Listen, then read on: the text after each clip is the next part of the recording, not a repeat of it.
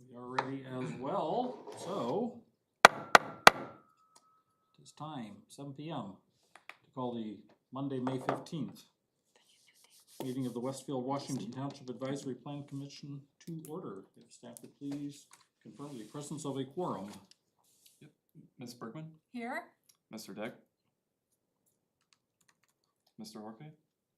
Here. Mr. Johns? Ms. Keller? Here. Mr. Maui? Here. Mr. McCarty? Here. Mr. Schmitz? Here. And Ms. Bulger? Here. We have a quorum. Thank you. Mr. Johns will not be in attendance this evening. Item next is approval of the minutes of the May 3rd, 2023 meeting. Is there a motion to accept these minutes into our record? So moved. Second. That was quick. Motion by Andre Maui and seconded by Victor McCarty. Everybody that's going to be voting is here, so we can do this on a voice. Everybody in favor, please say aye. Aye. Anybody opposed? Minutes are approved. If staff would review the rules and procedures for tonight's meeting.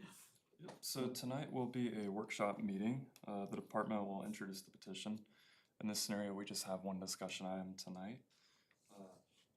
And the Plan Commission and the petitioner will discuss the changes made to the ordinance using the issue list as a guide. But as tonight, we just have a workshop discussion. So that will not be applicable. In this scenario, once the discussion has been finished, the department will summarize the final items that have been discussed. And then we can follow up on those items at a future date if we need to. That would be in the scenario if we have multiple discussions. For rules of conduct, please do not disrupt the proceedings in any way. If you need to have a private discussion, then we ask that you please quietly exit the room. Please silence your devices at this time.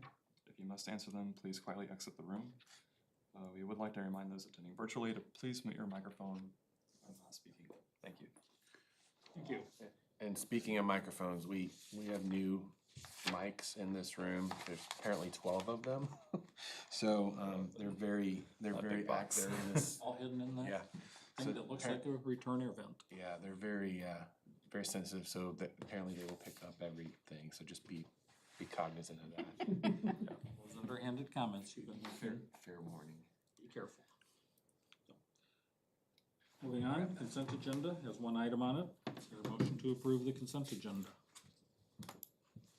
So moved. We have a motion from Dave Schmitz, and there is a second Second. from Dr. Kelleher. Staff, please call the roll. Ms. Berkman? Yes. Mr. Deck? Absent. Mr. Horke? Yes. Mr. Johns? Absent. Ms. Keller? Yes. Mr. Maui? Yes. Mr. McCarty? Yes. Mr. Schmitz? Yes. And Ms. Bulger? Yes. Consent agenda is approved. Thank you.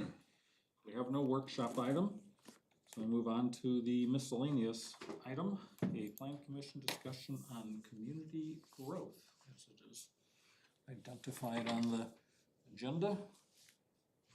Three wonderful questions we've all heard over the recent and somewhat distant past. How large do we want to grow? What standards must apply to infill property? And how can we assure continued value and desirability for Westfield?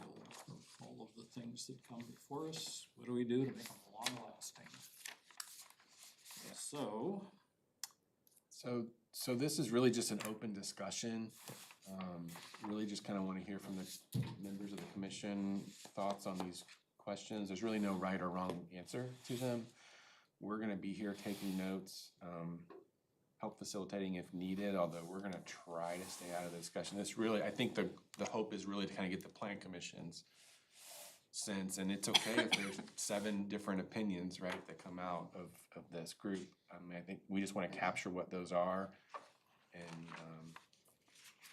we'll go from there. So before we get started, I just want to introduce Cade Deckard, thank you, sorry. He's our summer intern, starting with us today. So he'll be with us all summer, and you'll probably see him at meetings throughout the summer, so. Are you a Ball State student? It's a good place to be for planning and. Another I connection apologize. through I our practiced your pipeline. name before coming up here and then I spaced it, so I'm really sorry. So, yeah, we've got these questions up on the screen. Probably is, at least for now, just we'll take them one at a time, and then if there's reason to go back and forth, we can, but the How floor big do is. we wanna be? That could be number of population? Or how many of the 56 square miles of Washington Township do we think we ought to develop and gobble up into the city of Westfield? It seems like a simple question, but I don't think how big we want to be is really the question. I think, how do we want to grow? And depending on how we want to grow, that will determine on how big we want to be. In the comp plan that we talked about, and that we wanted to manage growth to maximize its positive impacts and minimize the negative impacts. And I think that's still a pretty true statement. Any growth that we have, we want to make sure that it's good growth. Growth just for the sake of growth is not necessarily the right thing to do. We talked about in the comp plan again, growth will increase traffic and lots of other things, so we need to be cognizant of that and how it fits into our thoroughfare plan and for the council, at least into their budget for keeping up with that growth. You guys can go home and read this, I won't go through all of it, but we talked about themes and trends. The comprehensive plan encompassed several themes from the previous plans. To grow contiguously and not hopscotch, which I think we all agree with, which is where we're talking about infill. To preserve the community's rural and small-town atmosphere. I think the signs for Westfield say, what does it say, big city something and small-town feel? What is the? Old Big town city charm, new city style. Yeah, so I mean, I think there's that desire to maintain at least that rural and small-town atmosphere in parts of the city. Even as it accommodates new growth, encourage connectivity and revitalize downtown. We talked about creating adequate buffers and things like that. And when we talk about how big do we want to be, in the section for residential, we talked about, in the comp plan, not so much how big we want it to be, but densities. Or, and one of the things that was suggested is once we decide kind of how we want to grow, we should establish densities as they go out. At the current time, we are allowing developers to tell us what they think the density means. And we talk about density decreasing as you move from the center of the city to more rural areas for a couple of reasons, at least for me. One of them is because there isn't as much infrastructure there. And the other thing is there is a rural component or lifestyle in this community that I would like to maintain in some areas, not the whole place, obviously. And I think other people do too. So I remember a discussion on one development where they came in and said, the density here is 3 and we're 2.8, so that's a decrease. And we talked about, or at least I did, I said, I think we're talking a little bit bigger change than that. So that was one of the things that we were supposed to do after we wrote the comp plan, was to address that and maybe look at that. Right, we very much did have a discussion along that lines, and I made the point too, that if I have to look at a spreadsheet to figure out that it's getting less dense, then it's not getting enough Right, less right. dense. So I think, It's gotta be obvious what's happening, you right, can't point to tenths of a unit right. in whatever your area of measure is and say, yeah, I'm decreasing. Right, so I think one thing that we could look at when we're talking about how big do we wanna be is what those densities will be as they go out in different directions. And it may differ depending on which direction we're going in or what's there or available. There's a whole lot of stuff in the comp plan that talked about establishing some guidelines, including buffers and transitions, and maybe a better rather than talking about how big, I'd rather do things like establish decent buffers between different uses. We've also got a PUD that everybody uses instead of our UDO, which drives me up a wall, and I'm sure takes a whole lot of time for staff. And in most of those PUDs, the lot size is smaller than our UDO, the setbacks are less. You know, it's not right. I understand that sometimes that is an appropriate change in some cases, but to me, if you're gonna decrease standards, you have to show me what you're giving me in return. How are you making this development better, other than you're getting more houses in or, you know, more businesses in? So I will shut up and let everybody else talk, but I kind of went through the first introduction to the comp plan and thought there are issues here that if we deal with them, I don't know that we have to answer exactly how big we want to be. I think it will become evident. I've made the point numerous times on the topic of density in PUDs that I kind of stopped doing it because it seemed like it was only frustrating everybody, including myself. But if all our UDO is designating an underlying zoning, but we never can actually develop anything in accordance with it, what's wrong? The book we're trying to get everybody to pay attention to, or something else? And I've always felt that we shouldn't have everything as a PUD, that there's gotta be ways of developing to something that's more what we had envisioned and crafted all these documents to try to make it happen. It's not. So what is the reason and how do we solve the problem? But hasn't that ship sailed? There's a lot of undeveloped areas still. I guess. but I've you stopped do talking have- about it because in large measure, it kind of does seem like in many areas the ship has sailed. So what's my I mean, point? I shared Jenny's, I guess, concern and frustration, just based on educationally and early in my practice.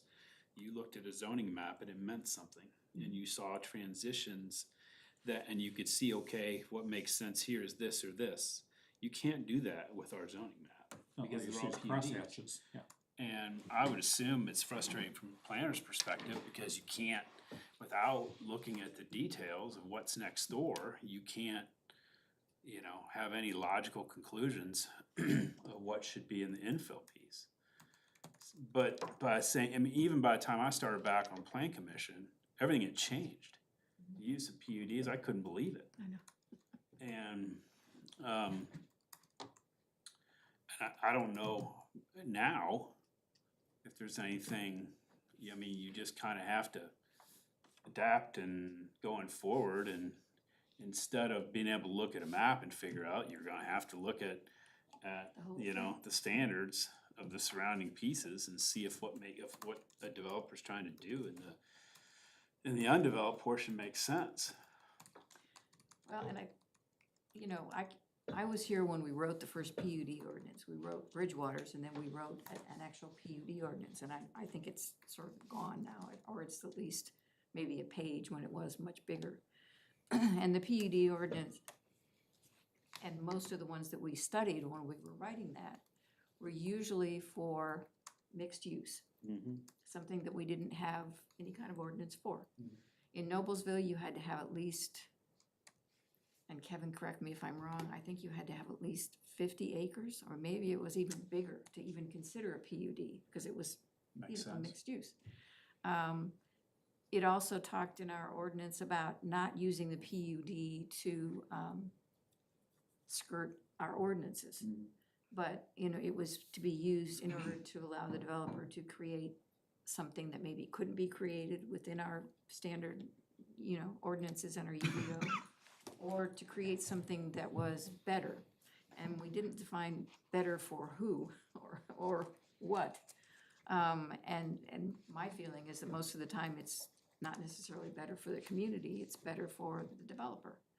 And I'm not against, you know, having them make money and do whatever. When Paul Estridge and I would discuss this for Centennial, before I was on the Plan Commission, that's an SF3, I'm sorry, that's a, Yes, what we F3 call cluster. cluster, Yeah. It's the only one. which means it was, yeah, it No. was, Countryside. That was as well. And then that it got was taken 3 off the dwelling books. units per That's right. acre, period, you know, and you could do however you wanted to. And, you know, he wanted a higher density, and we talked, and he said, I make my money per house. So it depends on the number of homes. He said, but I can give you, if you let me have smaller lots, I can give you more green space. I can give you landscaping. So it was a good discussion because he had something he needed and he was willing to give something, you know. Yeah. And I don't know that we do that anymore. And when I look at, you know, when we get a PUD that I wasn't around for, because I was gone for 6 or 7 years, and then I got pulled back in by some people here, but these things they're very confusing. At least they were to me. I mean, they aren't fairly simple. They modify so many things that in order to really understand it, you really have to go through it. And every time we get one and it's next to another one, or there's a modification from one we've already had, I almost have to start from the beginning and go through it. And that's hugely time consuming, and I'm sure staff feels the same way. Not that our UDO, you know, everything that some things can't be used, but our PUDs have gotten to not modify one thing, they modify whole gobs of things. And in order to decide if that is good or bad, you have to take 10 moving parts and say, is this better? You know, or should I throw this one out, or is that one? And that, we shouldn't be having to do that to that detail. And I'm sure most of us don't. Since we're talking about PUDs and someone who's relatively new, because since coming on in 2020, that's all I've really known is PUDs. But just from an observation perspective, that's where we've kind of gotten in trouble with these massive PUDs that have ended up as a catch-all. You know, specifically, you could use Wheeler Landing as an example. That, you know, there's been some great things in there that we've been able to get, but so many different uses that sprawl from 32 all the way up to 186th Street. That, you know, apartments and fast food, you know, this and that. That where we are currently, is that necessarily what we want? So it's kind of the ghosts of the past coming back to, I don't want to use the word haunt, but haunt where we are today. Again, there have been some great positive things, but not necessarily things such as apartments where we would want them to be developing, because that goes into the discussion of density. When we have a dense development unit in a cornfield, and this goes also back into discussion with the hand conference that I was at with staff. I wasn't with staff, I just coincidentally was there with them. But a lot of good points were brought up that day about low-income housing, density, so on and so forth. And this is something that I've been talking about, is that when we have low-income or density dense units that are far away from, say, grocery shopping or restaurants or whatever else, that doesn't help the situation. That doesn't help the cause, because then that still adds costs with vehicles, gas, you know, whatever it is. There's still expense to be able to get to work or go shopping, you know, take care of your family. That's not smart development. Smart development is a walkable community where you can work, live, play, whatever it is, within a 5, 10, 15, 20-minute walk. And I'll use the example of Casey Acres that's out by me. A lot of folks that live there, they work at Meijer and Kroger and so forth, and they don't have an easy way to get to work if they don't have a vehicle. I've seen oftentimes people walking on 32 just to be able to get to work, and that doesn't help our cause at all. I know I've kind of drifted off a little bit, but going back to the core issue being PUDs, that there's a lot of good with them, but it's also mixed with a little bit of bad. But going back to the main root question of how big do you want to be, it's kind of twofold. As you mentioned, Jenny, it discusses how do we want to grow as a city, but then physically, where do we want our city limits to be? Because we're gonna burst at the seams at some point, so where do we establish those new transitioning zones from the rural living to more of that higher density? So there's a lot of factors in play that we gotta consider, whether it be schools, safety, infrastructure, and just being smart with overall development, whether it's density or larger lot sizes, so on and so forth, so. Well, and one of the other things in the comp plan, we talked about providing lifestyles, different lifestyles. Mhm. And that's anywhere from apartments, maybe for the millennials, Yeah. to still some large lot, Bridgewater, has some large lots, to some ag. What percentage and where it should be located, I think we kind of did that in the first comp plan, but now we're busting at the seams, as you say, and we need to look at that again. We need to be proactive rather than reactive, and I think right now we are reactive. Yeah. A lot of the time. Jenny, I like the way you took the direction from the onset, because I've struggled with this question a lot ever since this was posed. In '99, when my wife and I chose Westfield, Westfield's what we liked, and if I remember correctly, I think we were about 12,000 then. Does that sound about right in '99? Basically just big enough to have a good school system, and really not a whole lot else. Obviously, it wasn't destined to stay that way, so how big do I want us to be? Well, kind of go back to 12,000 people. That's not realistic, right? People are gonna show up, and I don't believe in necessarily slamming the door behind ourselves either. So as I tried to figure out, wow, how am I gonna contribute to this discussion? What would be my answer? I landed where you did. It's not so much pick the number, it's pick the how and the what, and then the number is the result of that. Well, and to both of your points, I made a note before the meeting started. We first were presented these questions on November 15th, 2021.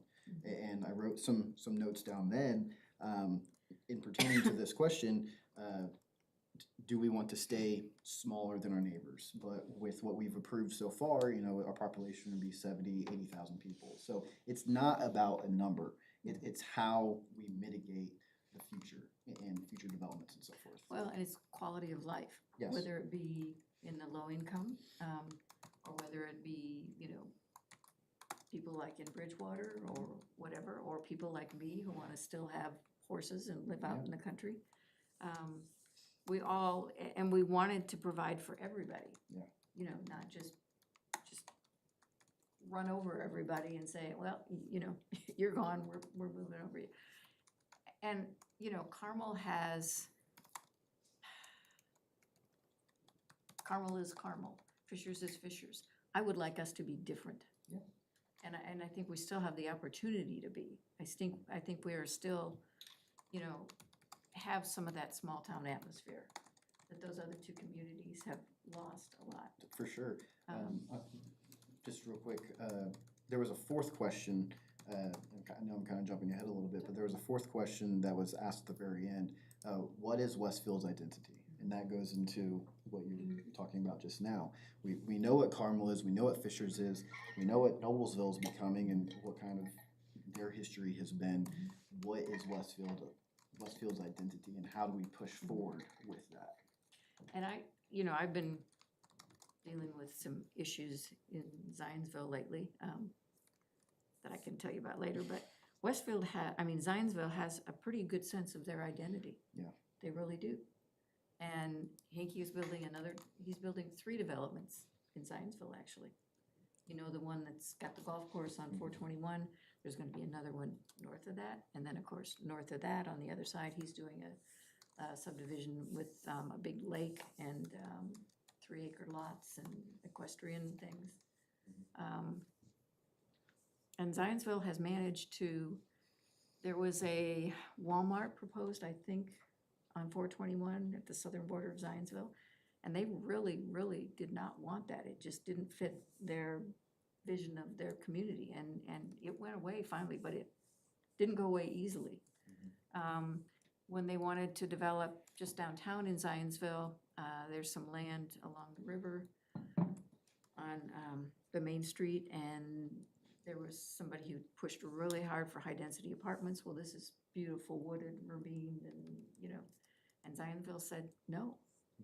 I mean, they've made some unpopular decisions with developers, but they have a pretty good idea of what they want to be. And I think there's that balance of Westfield is large enough where we can say we have the space for density, we have the space for preservation. We have the ability to say no if we don't necessarily want it, and we just have to speak upon that. And mentioning Zionsville, in my opinion, they have one of the most beautiful downtowns in all of central Indiana. I mean, it's a wonderful downtown area that, of course, we could learn from in certain regards. And I think our Park Street area, that kind of is reminiscent of the Zionsville downtown area, which is wonderful. But then as we're developing our downtown, of course, we're gonna have Union Square across from Grand Junction Plaza, which is gonna be a very welcome addition, especially with the parking garage. That's gonna be an anchor there. Well, then what's gonna happen once we extend Jersey Street? And how does that side of Union Street develop? You know, there's a lot of unknowns right now, mainly also because of the way State Road 32 is gonna develop, and that's gonna take some time throughout the next couple of years. But to your point, we need to be proactive now, so that way we're not reacting once all of this is done. We get that development ahead of time. And a lot of that stuff is in the first, 30 or 40 pages of the comp plan. It talked about, developing streets that weren't linear, that curved and things. And we don't really have that in our UDO. I mean, those are all things that we were supposed to write ordinances for to get them, instead of having to, pull teeth. Because I don't like arguing with developers. I want them to come in and I want them to know what we want and say, hey, I can do this. Because I always feel like the witch when I'm saying, could you do that or could you do that? And I know when I talked to Matt Skelton years ago about the PUD ordinance, because he was a big fan of it, he said, it gives us the ability to negotiate. Except I don't think we ever do. He said it puts us in control. We can say yes or no, or we want this if we're gonna give you this. But we don't do that. And I don't necessarily wanna get into a negotiating thing with the developer. But I'd like them to have a better idea of what we want, and If we I can't think it's drive in here.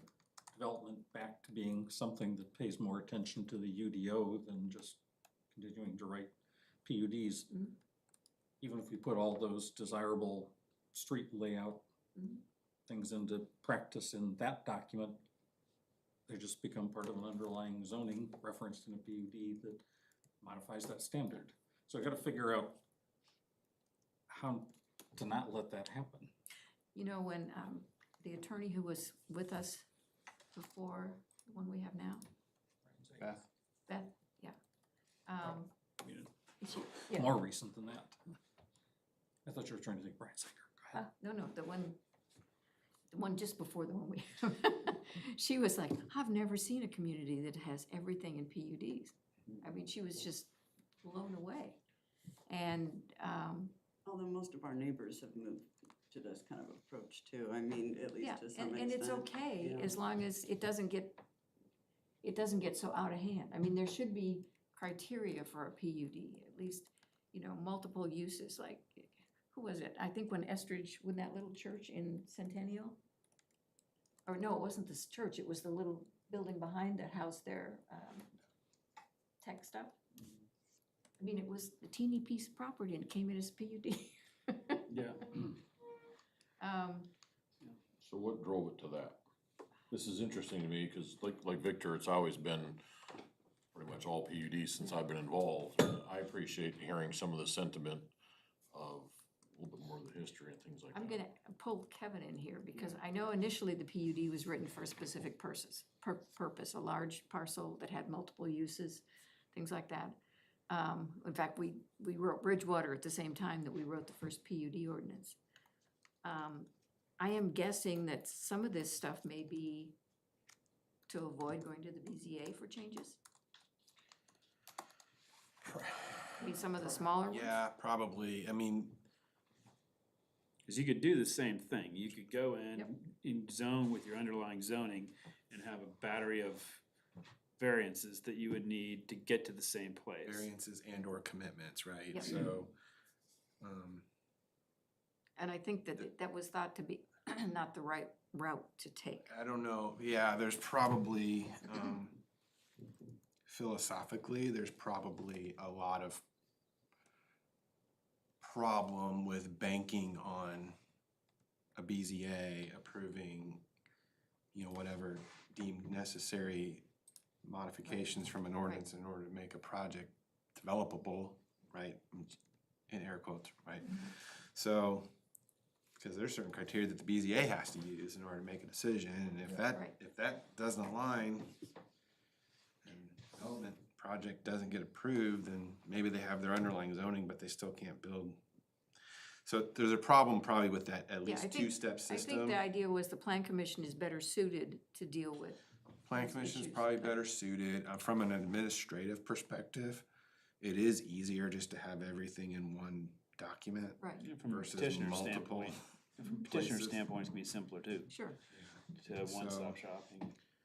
So there are some, I guess, administrative advantages to having, if we're not going to strictly straight zone and develop that way, PUDs is probably the easiest way for us to administer projects. So I get the administrative advantage, but the philosophical part, how is it really any different other than it moves it forward instead of backloading it? Well, It's still a so, deviation, if we will, by Yeah. rewriting. yeah, so PUDs allow really either enhancement or reduction, modification. You can modify a standard any way you want to in a PUD, right? You can go Exactly. up or down. If you're straight zoning, right, if you're going from SF whatever, AGSF1 to SF2 or the other way, whatever, you can't modify a standard through a zoning process. Right. Right? And We you don't, can we don't see imagine that we're because gonna we don't get- know that. What we would have, I think what would happen, knowing this development community, they'd figure out, okay, I have to do this to meet the UDO standards in all these ways, and I'm just gonna get the next 40 acres and reproduce it there, and reproduce it there, and that house passed, so we're gonna do that again and that again. And so in a way, I think we do actually get more variety with the way that we're doing it. I don't know how we would write protective enough standards at this point in our UDO that we then wouldn't wind up with monotony, even with anti-monotony Well- clauses in it, you know? Yeah. I think it's still gonna overall lead to something that we probably wouldn't like at I this don't- point. Anti-monotony clauses are the micro level, you're talking, Right. to your point, it'd be a macro level of monotony. And I don't think PUDs are necessarily bad. I think that they become abusive when they modify so much. I mean, for example, Bent Creek is a lovely subdivision. It's an SF2. They came in, they got approved, they built, I mean, it was, slam, bam, it was just easy. It was easy on staff, it was easy on everybody. No, there's a 6 or 7 page commitment document that went with that too. Yeah, sorry about that. So it's okay. I mean, I'm just saying, it's maybe not equivalent to, but it's the same, going the same direction Yeah. as a PUD. Where Yeah. you're, It was, they're making things more restrictive through that document. You can do that with commitments. You can't loosen things up, right? You can't increase a standard, no, you depending on which could. perspective you're looking at it. Yeah. You can't, yeah, you can make things more restrictive through commitments. You can't make them less.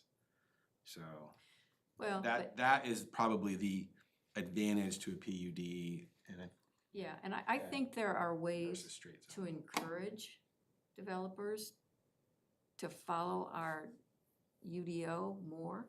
And for years, I've been saying, instead of putting in an SF2, for example, is a 15,000 square foot lot.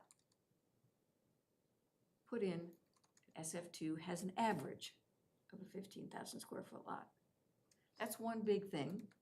that the developer could then, okay, so I don't have to come in and ask for some smaller lots, so I can stick some in. I can make some smaller ones, but I have to make bigger ones too. I mean, that was what they did on, what was that, on 159th Street that was doing the custom homes, it was south of Bent Creek.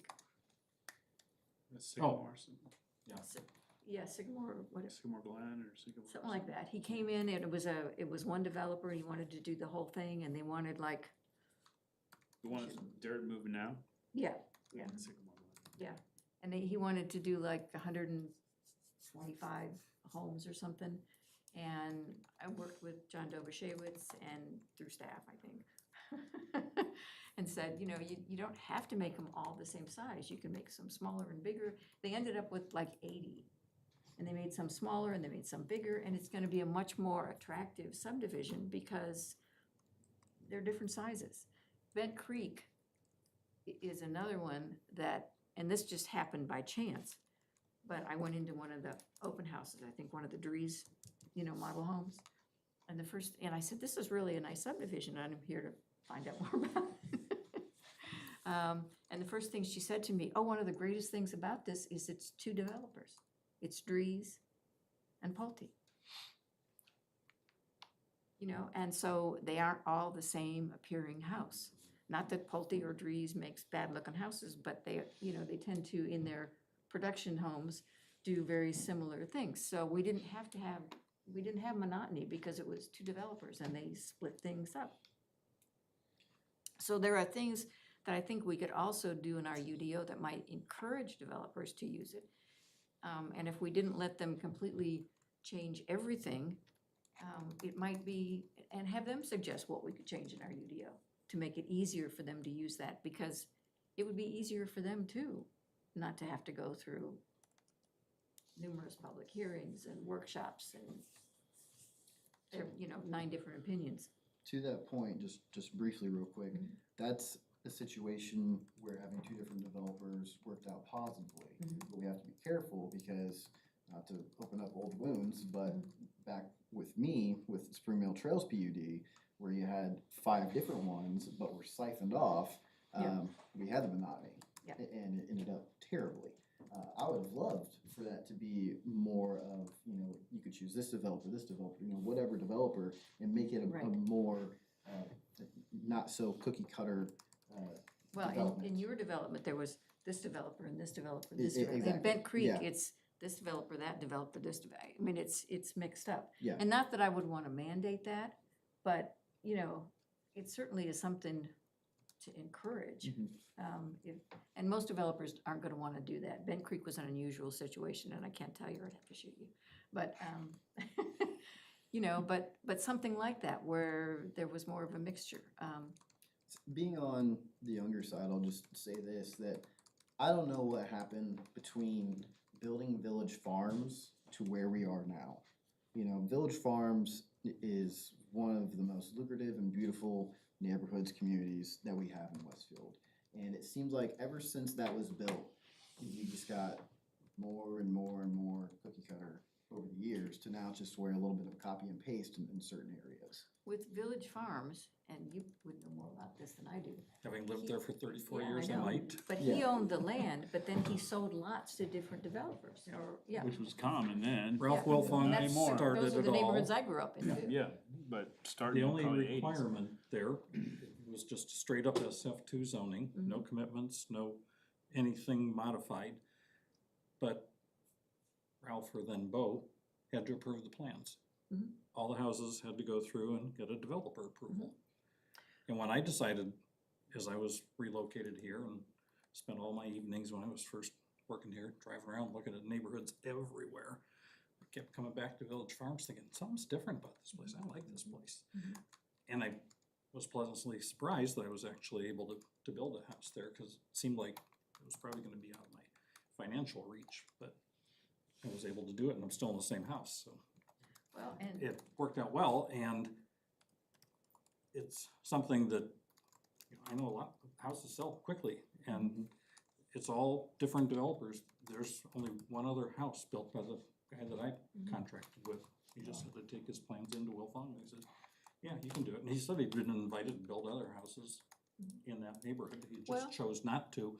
But that's what drove the vast amount of variety that we have, is that there were no restrictions on builders.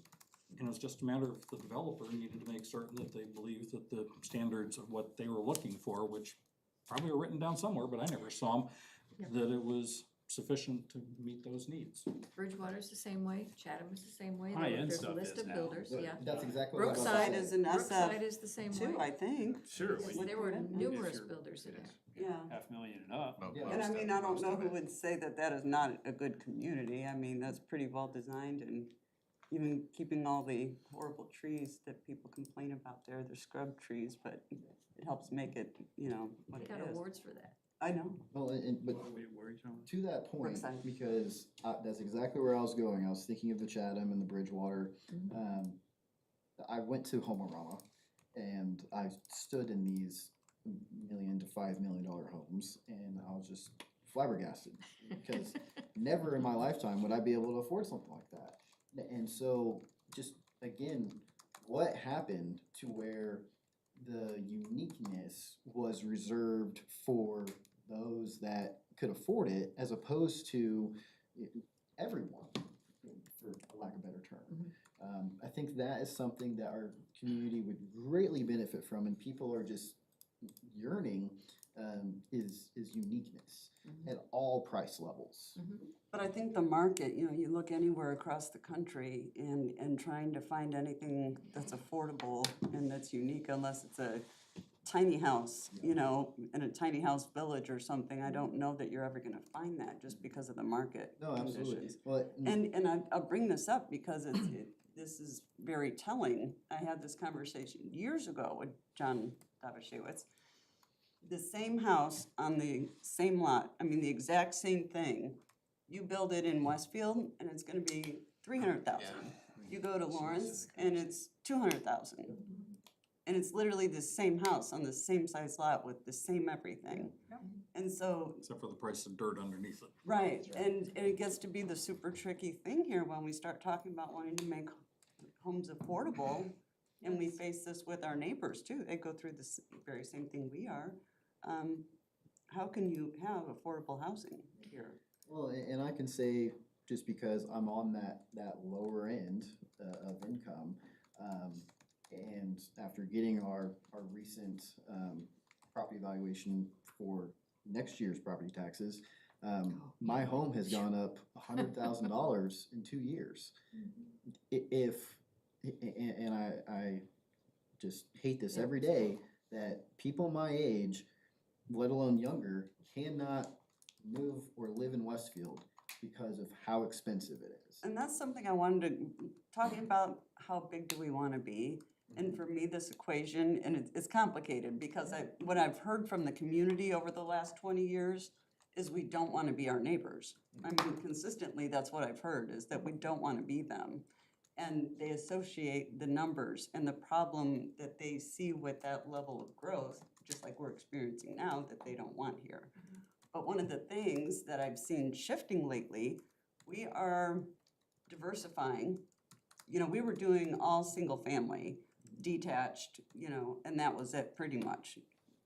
And really, what would you say, maybe the, you know, the 3 to 500,000 range, or 250 to 5 for years, for the most part.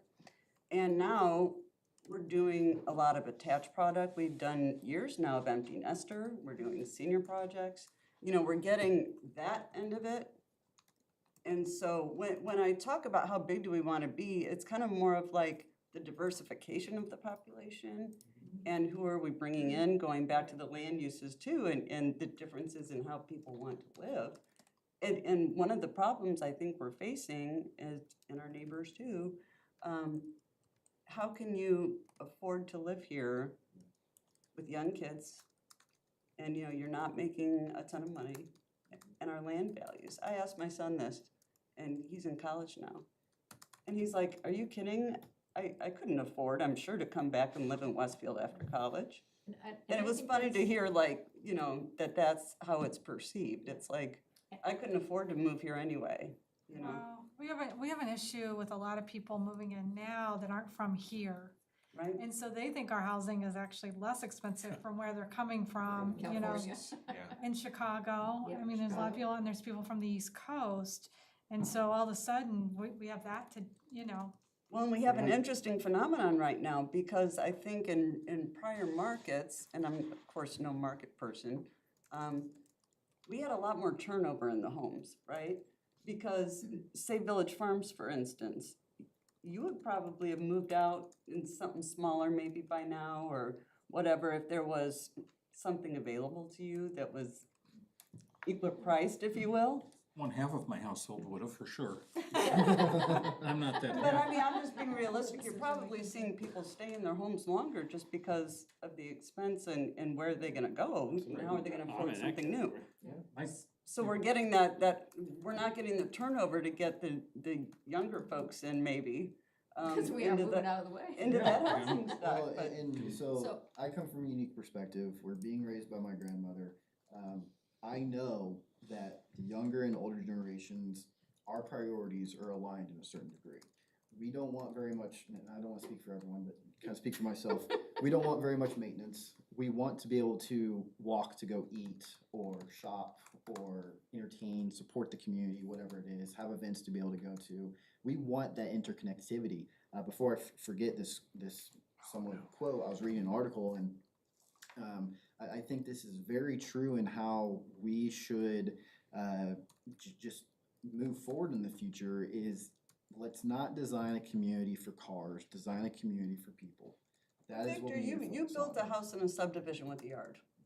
I did, well, this is my second point. Right. I did that because it was supposed to be a home for my grandmother and my wife, for us to be able to live and grow into. Unfortunately, in early 2020, she passed away. But that brings me to another model that I saw when I was scrolling through social media.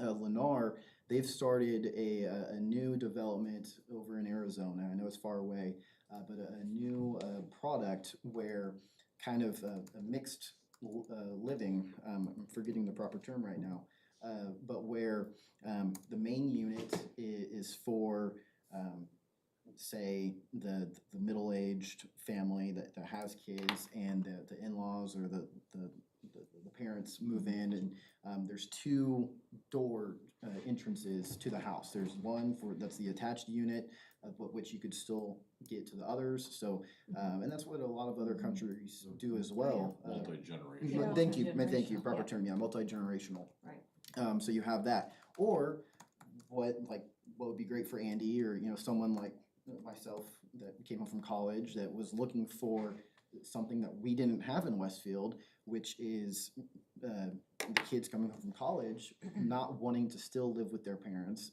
but the only option would have been living in an apartment, which can't afford that. It's more than mortgages here in certain places. Living in that attached unit, the multi-generational unit, to where the kids, the youth, the young adults still feel somewhat connected to their family because they can't afford anything else, but they still feel like they're living on their own. Well, now, I've asked so many developers lately, I'm like, why don't you ever bring us something, everything's a PUD, and so I'm telling, and they always want density, right? And I tell them, well, why aren't you ever bringing forth accessory dwelling units?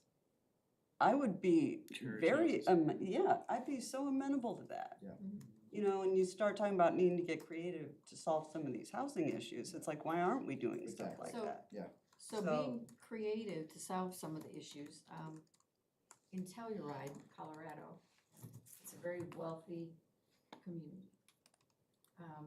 But people have to live there and work there, and they can't afford to. So Telluride's town council and the plan commission administer it have restricted rent or restricted price properties. And when you buy one or rent one, when you sell it, you can't sell it for more. And I don't know how that works. It's mostly on the rental ones. You can't.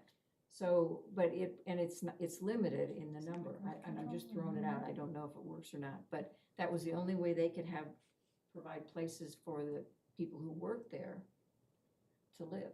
Kevin, not to put you on the spot, but what was that term that was at the hand conference, that we were looking into where not the government, but an entity was getting involved at a certain level to keep your community at an entry-level price point. I'm forgetting what that acronym, that term was. Is that in the general sessions or in one of the breakouts? Oh, yeah, you were there too. The breakouts. Are you talking about Must have been in the one that I the didn't community go to, land what trust? to do with Yeah, it. community land trusts. Yeah, Yeah, that's that's what what I Jenny did was not talking go about, that to. I was putting Yeah. down. I'm sorry, I missed, were you talking about a community in Colorado or something? Yeah, Telluride. Telluride, okay, sorry. And I don't I was know, making a you know, I note. don't know if that's, they do it, and I don't know if the model works or how they do it. And I don't know if they can't sell it for more, or they have a limit, you know, with inflation that they can sell it for that or something, but it keeps housing affordable. They would have some unique issues, cause this is a ski town, Right, they're gonna have seasonal work Right. and, you know, staffing that they need from Thanksgiving to right, April first or May first. Yeah. And then not necessarily much of anything the rest of the year, so they can't, nobody's gonna come there at least for a year, so. right. And when I think of places like Estridge's new development that used to be Ackerson Farms, Sarah, Midland. yeah, it's called Midland now. And then Westgate, which I was very instrumental in working with, that just came, it was way back in 2007 or something. They provided, both of those provide different types of housing. I mean, Westgate got less dense as it went south and west. Estridge, Midland now, you know, Ackerson did the same thing. Up near 32, they have some commercial areas that haven't been developed yet. And then there were apartments and then, you know, condos and townhomes and things like that.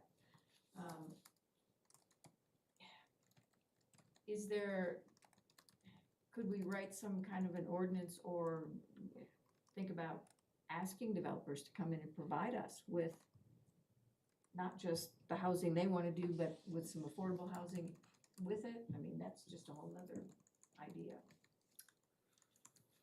Kevin, how hard would it be to put prices against the housing inventory? Like the assessed values with the housing inventory? AV or value? Assessed valuation? AV would be the best That's- thing to do. I mean, yeah. the property tax assess, you know, your property tax assessed value, cause that would be at least standard across.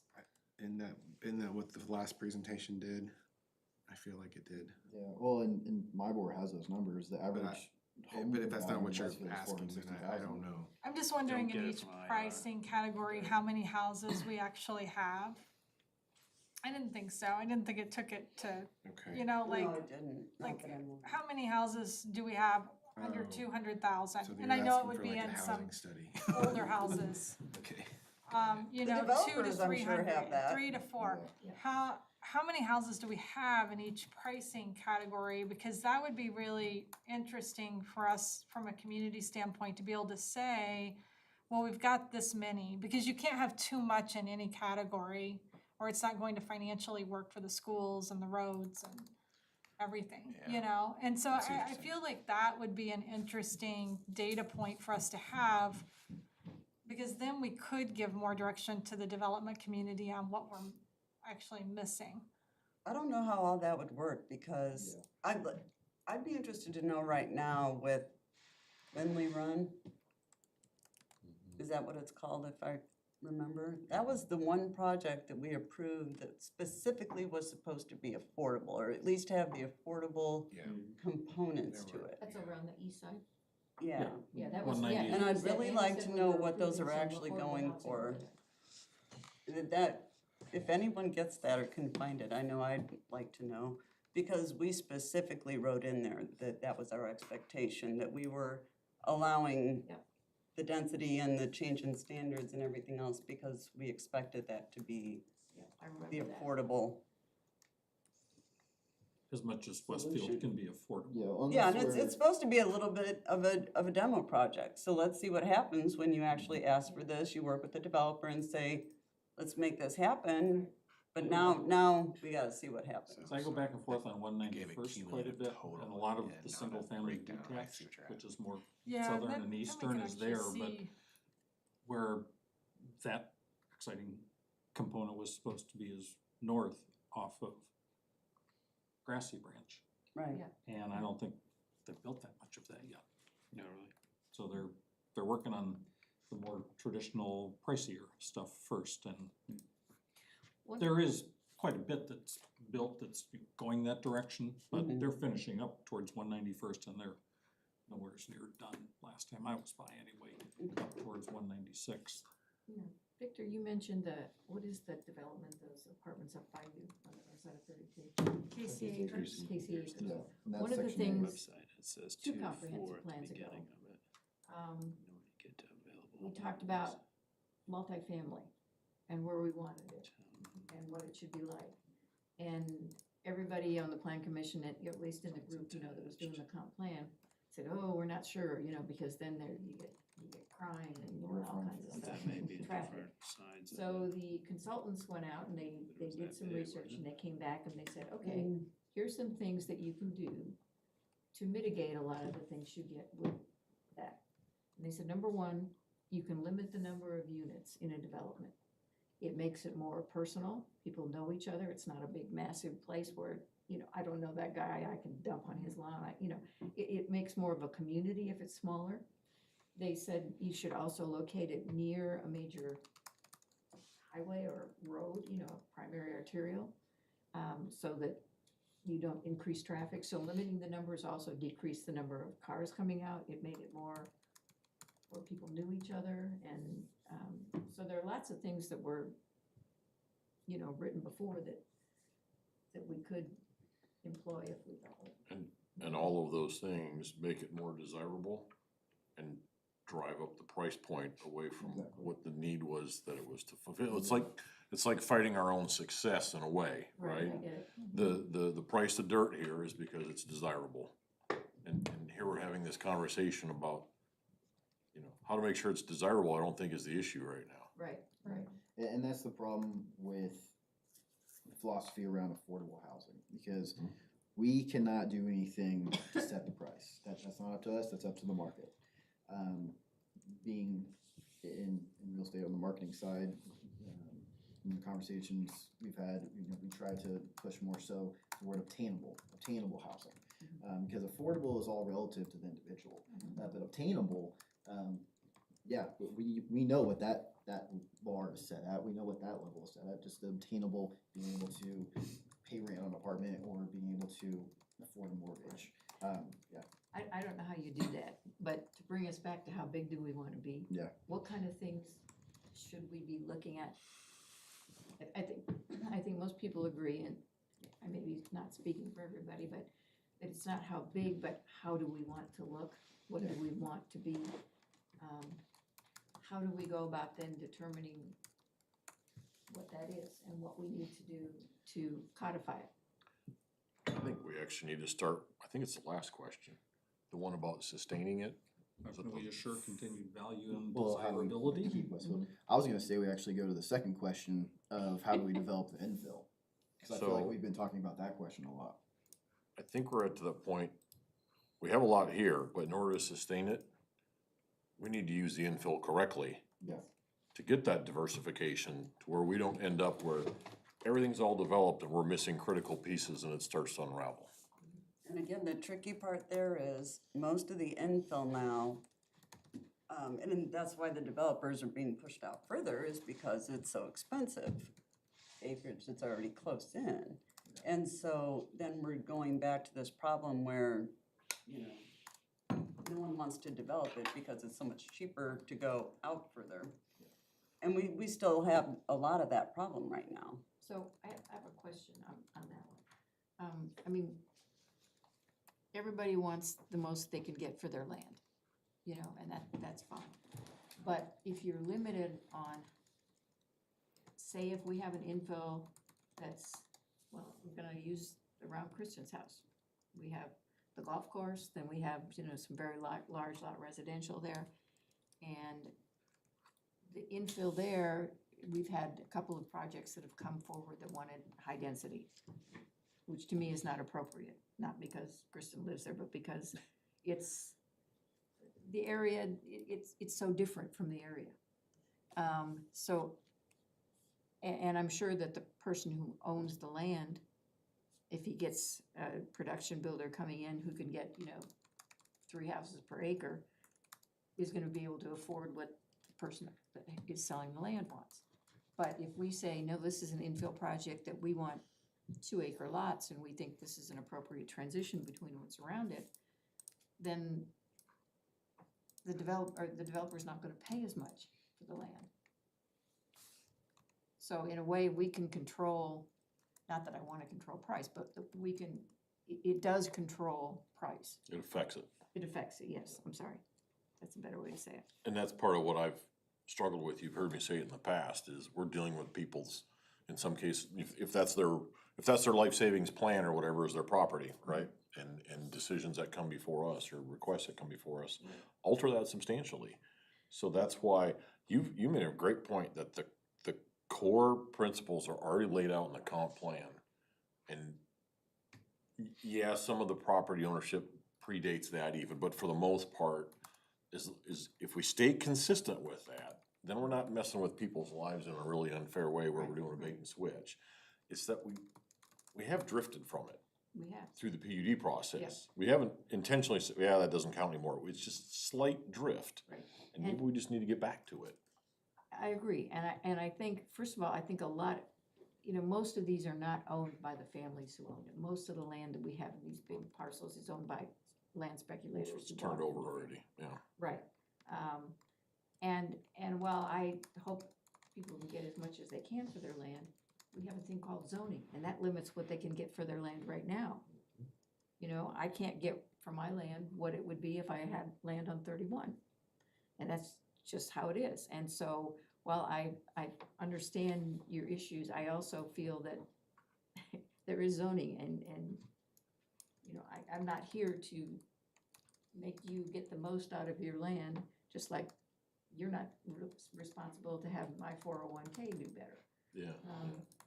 No, and I don't wanna be misconstrued that I'm definitely trying to I always go for the landowner's values. It's just, if it's consistent with what the plan was, or we're just doing slight tweaks or anything, I don't have a problem with that. If we radically change something after there's already been a purchase, and that's No, It's a I little dicey. agree with you. I think we have to I be don't think that's what we're trying to consistent. do. And maybe we've gone too far this way and we need to go back that way slowly, but Yeah. That's what I think. Especially in certain areas, as I'm looking at the maps surrounding Graham Park, which, it's a huge topic of discussion. How do we develop the area around Graham Park? Obviously, we need, I wrote down my notes, what is our industry now? It's tourism. So how do we support that? Having more SF development around that is not going to support our tourism.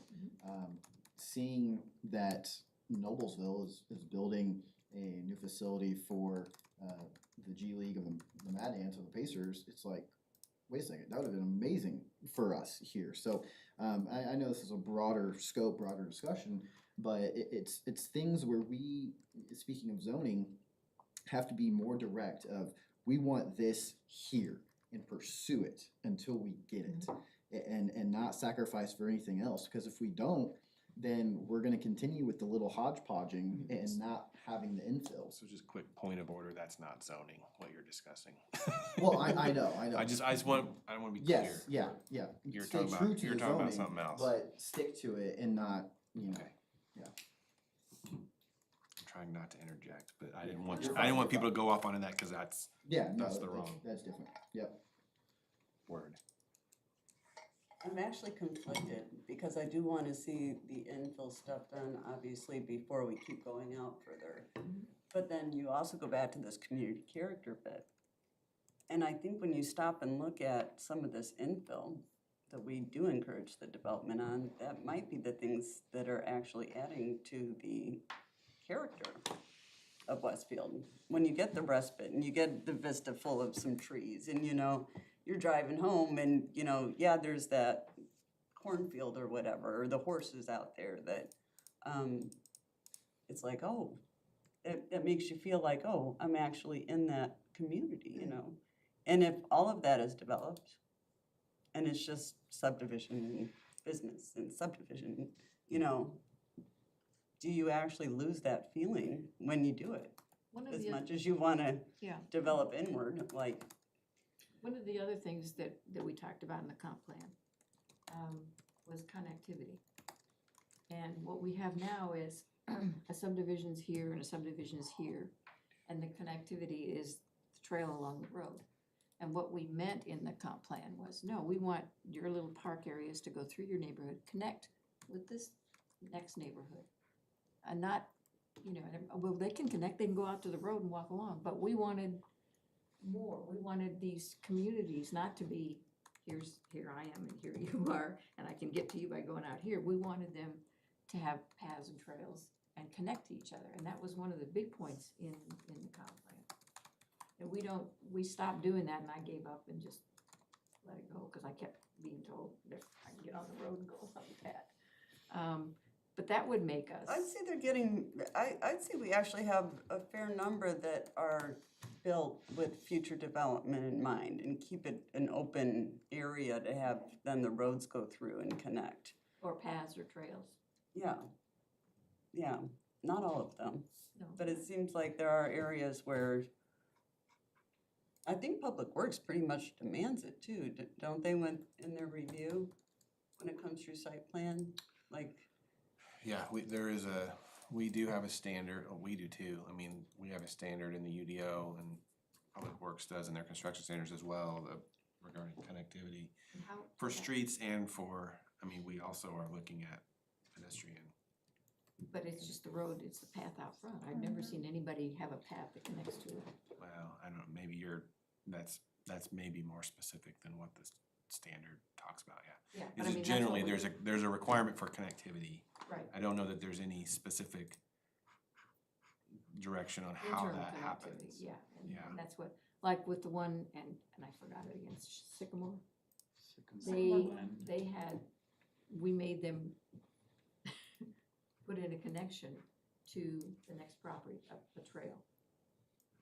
That if the property next door developed, we, and agreed to So you it, that stubbed would out, be- so there's a trail stub out in addition to a road that stub was, out. yep, Into the Del Webb, right? Is that what you mean? To the Probably. south? Del Webb, I think yeah. it's to the Del Webb. and they said, we'll put it in, if, you know, if the other development that's coming in wants to do it, we'll connect, and they can go from one community to the other, but, Before I forget, I wanna go back to your point, Cindy, of our outlying communities, as in Jolietteville, Lamont, Hortonville. You know, great character, and to me, that is Westfield. That is the Westfield I grew up in knowing and loving. So how do we stay true to that, with that basically being our boundaries, and working inward to keep true to their character, but still being able to build upon the needs of Westfield? well, we talked about keeping the village feel and preserving those areas. We never really planned on how we would do that, but, that would be an interesting exercise. Yeah, because we are gonna reach a point with the schools purchasing land out in 32 with more school facilities. We're gonna have a lot of infill between there and the rest of Westfield along 32. So how do we develop that, but yet stay true with those outerline communities, Eagletown, Jolietteville, so on and so forth, not have what we've had, where, you know, the cookie cutter communities, so forth like that. Stay true to the unique character, so to speak. So that's a broader discussion that we're gonna have to have when we get to the bridge, but just something to think about. The airport is not happy that the school's going there. It's in the flight path for their crosswind runway that they haven't built yet. So what crosswind ring? Yeah. Yeah, they haven't built it yet. It's still on the plans, but apparently there were some, notes in their airport meeting minutes that they were not happy about that. Well, Cindy, you're right, though. It does increase the value of properties to have green space and open space. There's documentation on that. So you're right on that point. Yep, and we tend to get our green space with that little row of scrub trees that's along the edge, or the median between the drives that go in and out, and. That's one of the biggest differences I've seen lately, is I'm not seeing a lot of real attention paid to open space and making that continuous and doing some creative things with it. I don't see that being done much. You know, More and- amenities. Yeah, and I'm more than happy to see houses on smaller lots if you then provide in exchange for that lot size and green space. Estridge did a really nice job on that in Centennial. I mean, there are, you know, pocket parks, there's a big central area. I mean, he did it, for the time, it was pretty good for allowing that smaller lot sizes, because SF3, or cluster, didn't have a lot size. It was just Right. 3 dwelling units per acre, and he could make, and he did, he made some big lots, some little lots, you know, and then put in a lot of green space. The use of water is really creative in village farms too, Bob, don't you think? The way the water We have, runs through that neighborhood. we have the 3 lakes, and there are some measure of tributaries within the neighborhood that aren't really very pretty or useful. The lakes themselves are quite nice. Years ago, I took a picture off of Greyhound Pass that you'd have never known was in a neighborhood. It was a wintertime shot with some nice ice on the trees, and you have this semi-frozen lake with trees around it. It was before the neighborhood that now is to the south of it, Richards or whatever the name of it now. But it was a great thing Yeah, to do. And then It's looking pretty. north It's an off of there opportunity. too, where you look past the most northern lake towards Viking Meadows, you'd never know Viking Meadows was up there. So there are some great areas, and the dam is up there, which is common property. I've only been on it a few times in all the years that I've lived there, but Yeah. there is a little easement that the neighbors that have it probably don't realize that it is there, and I am allowed to go there if I choose to. But I chose to a few times, but I haven't in a long time. But yeah, we've got some great things that, it was just something that Ralph Wilfong, once again, it kind of goes back to the vision of somebody who wanted to do what he felt was part of his legacy, and we just don't have people that are coming in building legacies. Right, I mean, And Hinkie is doing a little bit of that. It's a different kind of legacy, but, quite a bit different. Why But does, I'm sorry, Jenny, go ahead. no, I mean, talking about sustainability, I think sustainability is partly the ambience of the community. The, you know, the curb appeal, the open space, the ability to get out and walk around, like you said. I mean, there's a lot to do with sustainability. You look at Broad Ripple, it's a tiny little neighborhood with tiny little houses and, you know, but A lot of it's character. a lot of character. I think that, sorry, not to cut off, but I think that's better served for the third question of how do we keep Westfield, and what do we want Westfield to look like in 30 years? Do you wanna go to the next one? That was a good Cindy, when you segue. were, remember there was that development by the airport, I think, and they didn't, it was multifamily, and one of our multifamily requirements is 75% brick, which may be too much, but the other one is 360-degree architecture. And we get everybody wanting to put in, you know, a facade on the front and nothing on the side or the back. And yet some of these can be seen from the back. And I think that's one of those small things that can make our community more attractive.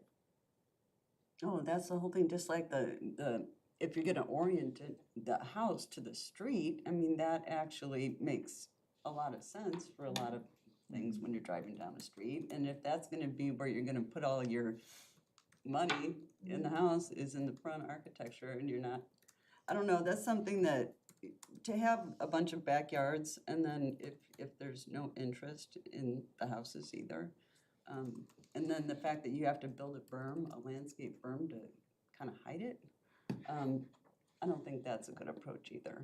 But I know some people just like the privacy, so that makes sense too. They can do that with landscaping. We don't have Right. to- You know, berms are But I again, don't it's like find we're roads so attractive. focused on all the time on what's the front architecture. Well, how often, or any building, how often are you just standing at the front door looking at it dead on any structure? You normally see most of a side of it, think about when you're going down 32. Are you seeing the fronts of a building? For a split second, Yeah, you're second or spending two. more time seeing the side of the building in almost every case. And yet we focus so much on the front elevations all the time, which is just weird to me. Well, I don't know if it's us, I think it's the developers. Well, I mean, it's They wanna every, put the money there. that's and everywhere. not- It's just a focus on the front door, if you will. But when you think about it, most people are not even seeing your front door. Intended You or had not, the architects- developers think about it probably because in some measure we encourage them to think about it. And I speak up regularly when we talk about how much brick we want. It's like, if we're gonna do it, we're gonna do it right, but there's ways to not do it and still have attractive looking houses, at least I certainly think so, cause I have 3 little courses of brick and I've got a chimney. The rest of it is a really nice country lane red, Yep. James Hardy. But it looks the Clapboard same siding. it looks the same on all sides. Yeah, and I could never build my house again today, cause I've got a 2-story elevation on the east end of it that has no offsets and no windows. But it's hidden by a tree that I planted and I mean, this is, Yeah.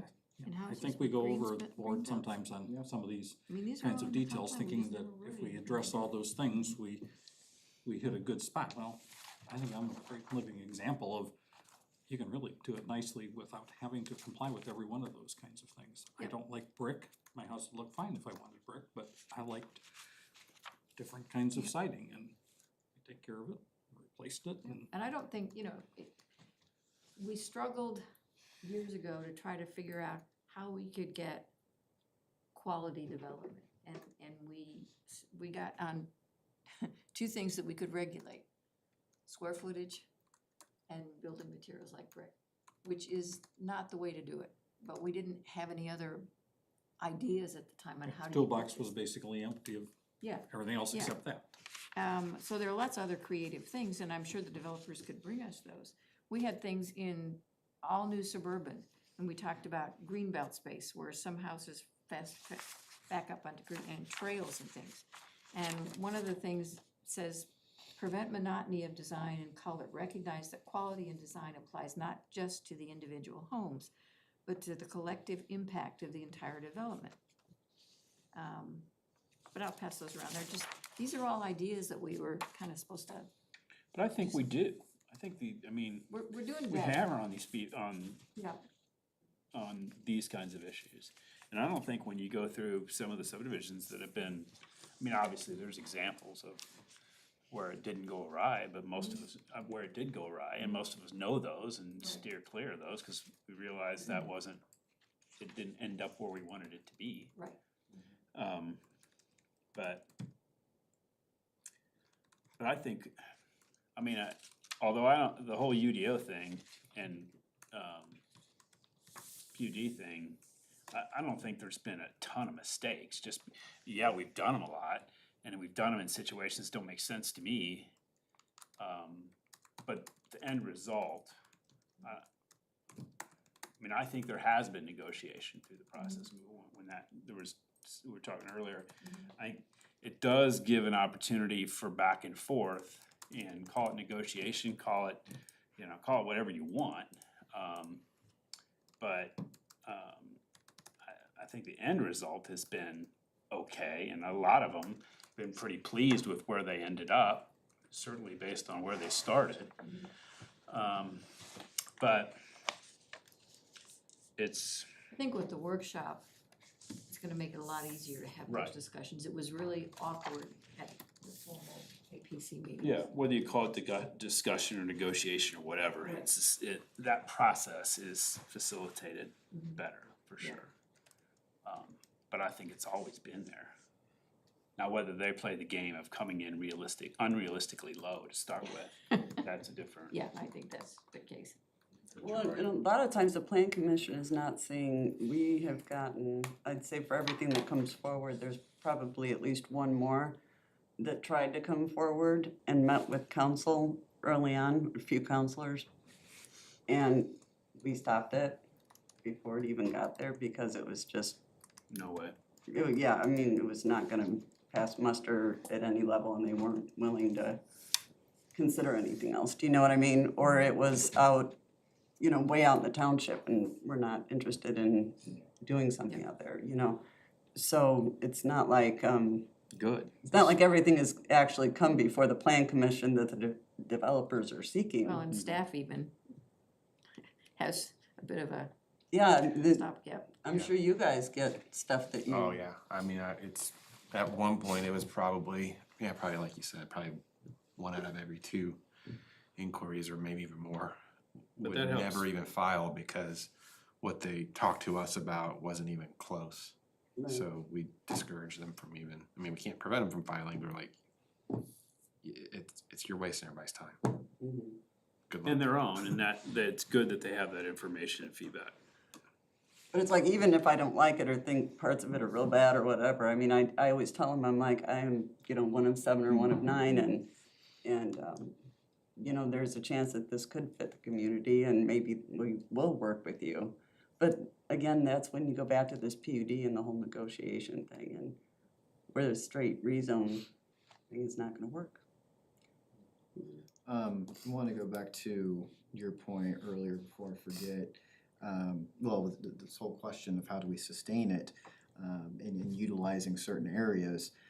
Specifically, I think we have to use not just our resources, but natural amenities that we have, and communities around us have been able to maximize it, specifically both Carmel and Fishers, what they've done on the Monon and Nickel Plate trails, creating communities that are the live, work, play environments. We still have a good section along the Monon where kind of having a blank slate, what we want to do with that, and not saying mimic it, because of course we want the Westfield flair to it. But how do we sustain keeping Westfield Westfield? It's using what we already have. Speaking of the Monon, and how we sustain, first of all, I think how we sustain it is a good question, and I almost think we need to make a list of things that we all think are important to sustain a community. That's one thing. The Monon in the Midland, for example, we have no ordinance or design for how that's developed. We don't have anything that says what kind of landscaping, what kind of businesses, we have nothing. So we end up negotiating, we want you to leave those trees. And then, it seems to me if we have a trail system, we ought to have some kind of design criteria on what that might look like and what's important to be along those trails, both in the way of hardscapes and landscapes, and maybe even the developments that are up next to it. When they did the Wilfong's big project north of 32, can't remember, I blocked it out of my head. The Yeah. Eagle, or Eagletown, whatever. Yeah. All north of Springville 32, that Trails. whole thing, Oh, Springville mine? Trails, Is there yeah. Springville Trails? When they did that, that's when I quit. Yeah. On the south side of 32, over in my area, they had businesses, and they backed up to the Midland. Mhm. And those businesses, a lot due to Melody, had to have showers if they had a certain number of employees. They had to have bike racks.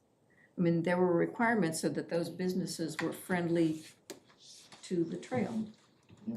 Um, We've And we seen that have- happen to our neighbors. They've been able to do that. Right, right, So- and we have nothing that says anything about landscaping and I'm not saying we say you gotta put 3 trees in there, but we don't have any kind of an idea of what we want these trails to look like, hardscape, landscape, businesses. And it seems like that they are an asset to our community, and we should be addressing what they look like, feel like. That to me is a sustainable point. Yeah, because our trails are just as much as part of our infrastructure as our roads are.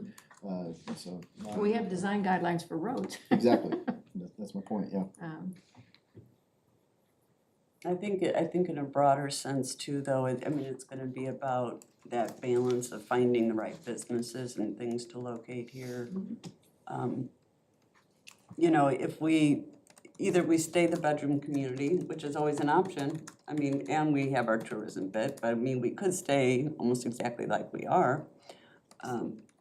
If we allow a lot of fly-by-night businesses and other things in, we have a chance to probably not stay at the level that we are. I just think that I've watched it happen in a few other places, so, and I'm trying to think like 50 years from now or more. And that's the question, because how long are we talking about sustaining this, right? Because are we talking the next 20 years, 50 years, 100 years, 200 years? I mean, what's that timeline that we're looking at? That's very different things to look at. Yeah. Yeah, I Putting will in this say, scope to plan. that point of being a bedroom community, I think we've seen over the past 5 years how we've developed in just with how it's affected just overall sustainability with living and attracting new people to be able to afford to live here and so forth. It's not sustainable. Just being a bedroom community is not sustainable. We need that balance of people that don't just live here, but work here and use their money to invest here, whether it be through restaurants or whatever it is. So let me throw out a question. We do need business. The question is, what kind of business do we need and where do we need it?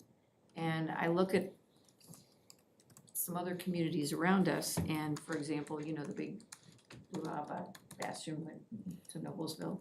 And a lot of that was they had a bigger piece of land, they had more of a financial incentive. Are they the target that we're after, or is Westfield, should we be targeting us maybe a different kind of business? I don't mean retail and strip malls, but Yeah. are we, you know, to say, oh, we want some big corporate thing, are we gonna get that? Or should we be looking at something that maybe fits us better with smaller pieces of land, with, you know, when I talked to Andy about State Road 32, I said, what? He said, nobody wants to go there. Well, you know, I don't get that. Maybe some big, huge corporate office doesn't want to go there, but maybe some smaller corporate offices or businesses would go there. Maybe I think we need to look at what we can attract. And most businesses do studies, and I can't think of what they're called, Kristen. Feasibility studies or market studies to see where they should go. Maybe we're looking for the wrong businesses, maybe something smaller that would be. Well, and I think it's that balance, because we certainly do still have spaces available for a bastion or something Right, like that, right. for the light manufacturing or tech, those type of industries. I think something like SEP, which is beautiful. Right. We would love to have more of those. Yep. Obviously. But going back to sustainability and mixed use, something that was beneficial with Clay Terrace Mhm. is mixed use in the sense, and now they're adding on to the mixed use Right, by right.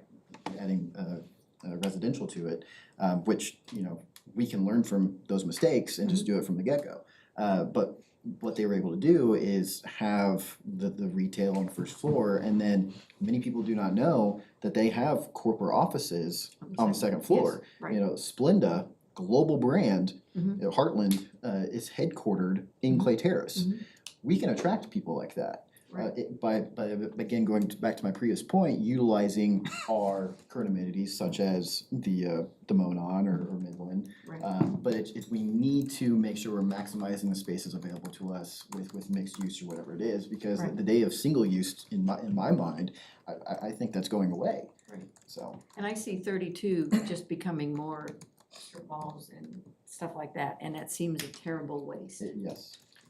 And you know what's sad, when we did those 32, that overlay and all those standards, it was built for, you know, more of like the big office kind of Right. buildings, and, you know, it changed to suddenly be the, you know, Well, corridor for Might be better the off if it service, wasn't. but If it was office. Yeah, It was- as it turned out, Yeah. new.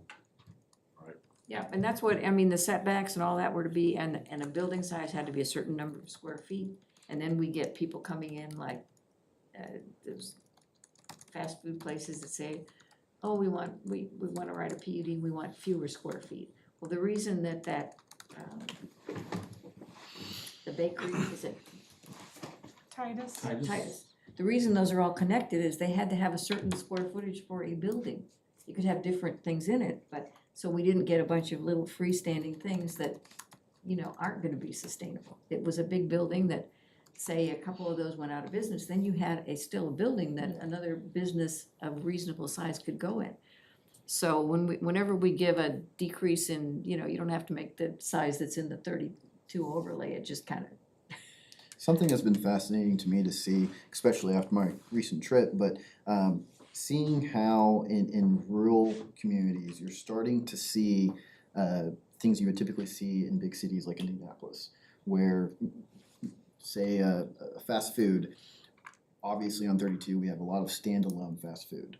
But fast food is now being paired with kind of a Other- strip like Titus. Mhm. So there's a lot of options that Yep. we have that can utilize, again, the space available to us, and instead of, again, just the single-use unit that really is not very beneficial anymore. Right.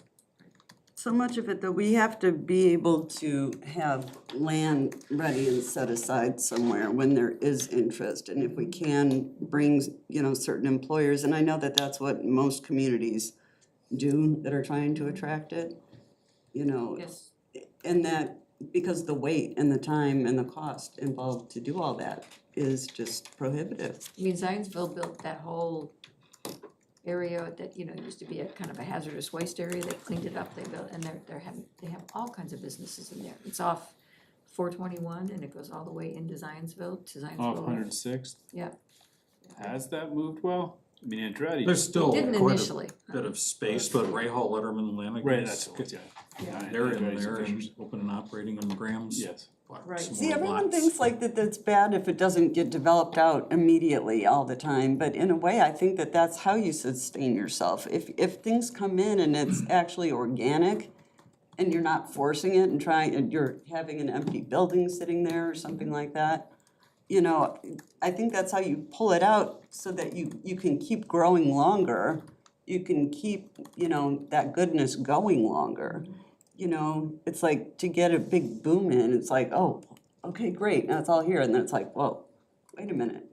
Well, I think part We're of done it now, is you being know, patient and Well, they waiting put that for in a the long things time that- ago, and I don't know any details, but I gather there were quite a few incentives that were dangled for the longest time too, so it cost Zionsville a bit to make that happen.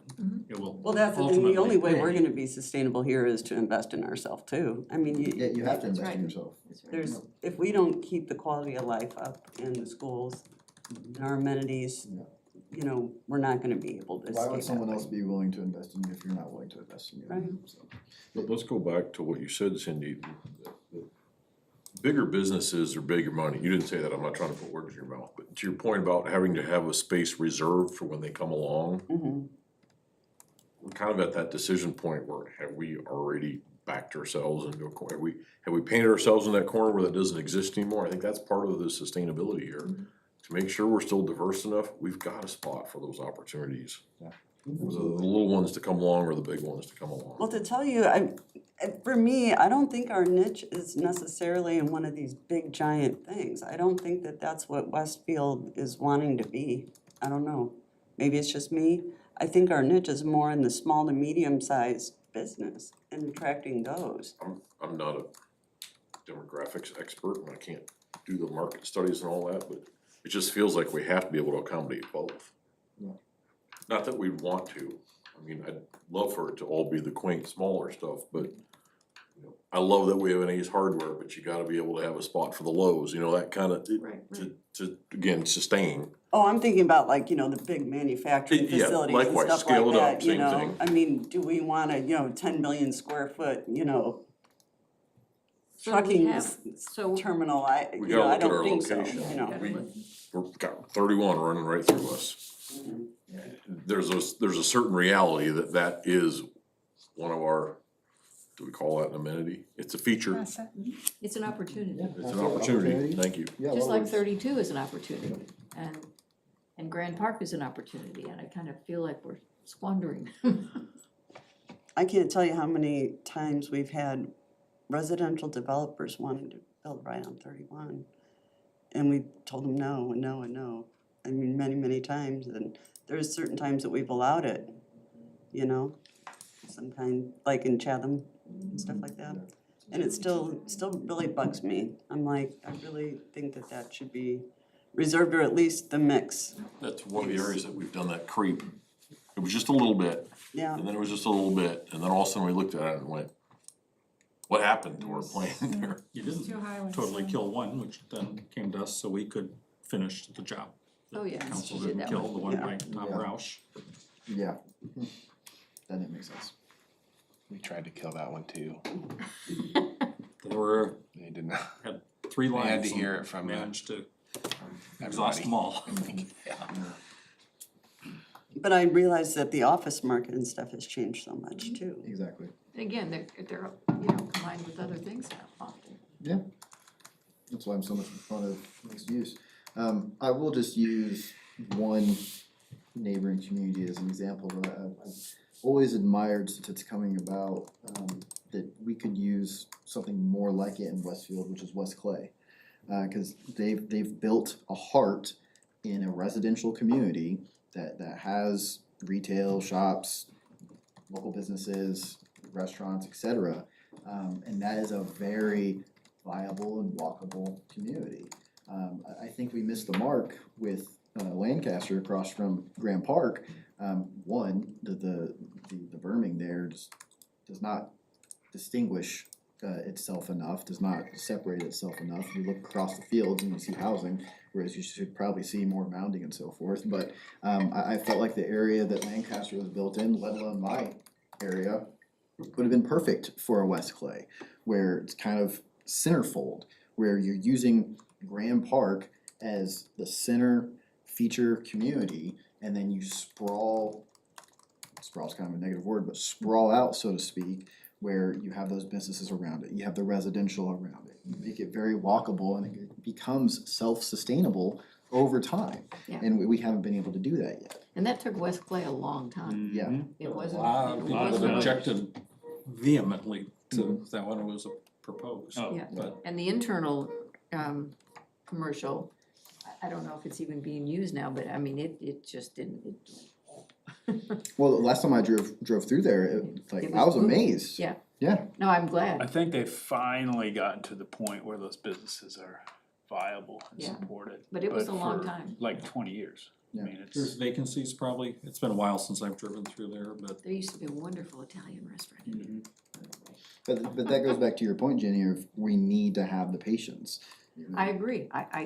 You know, so much is, oh, they're here, we gotta take them now, and I think, no.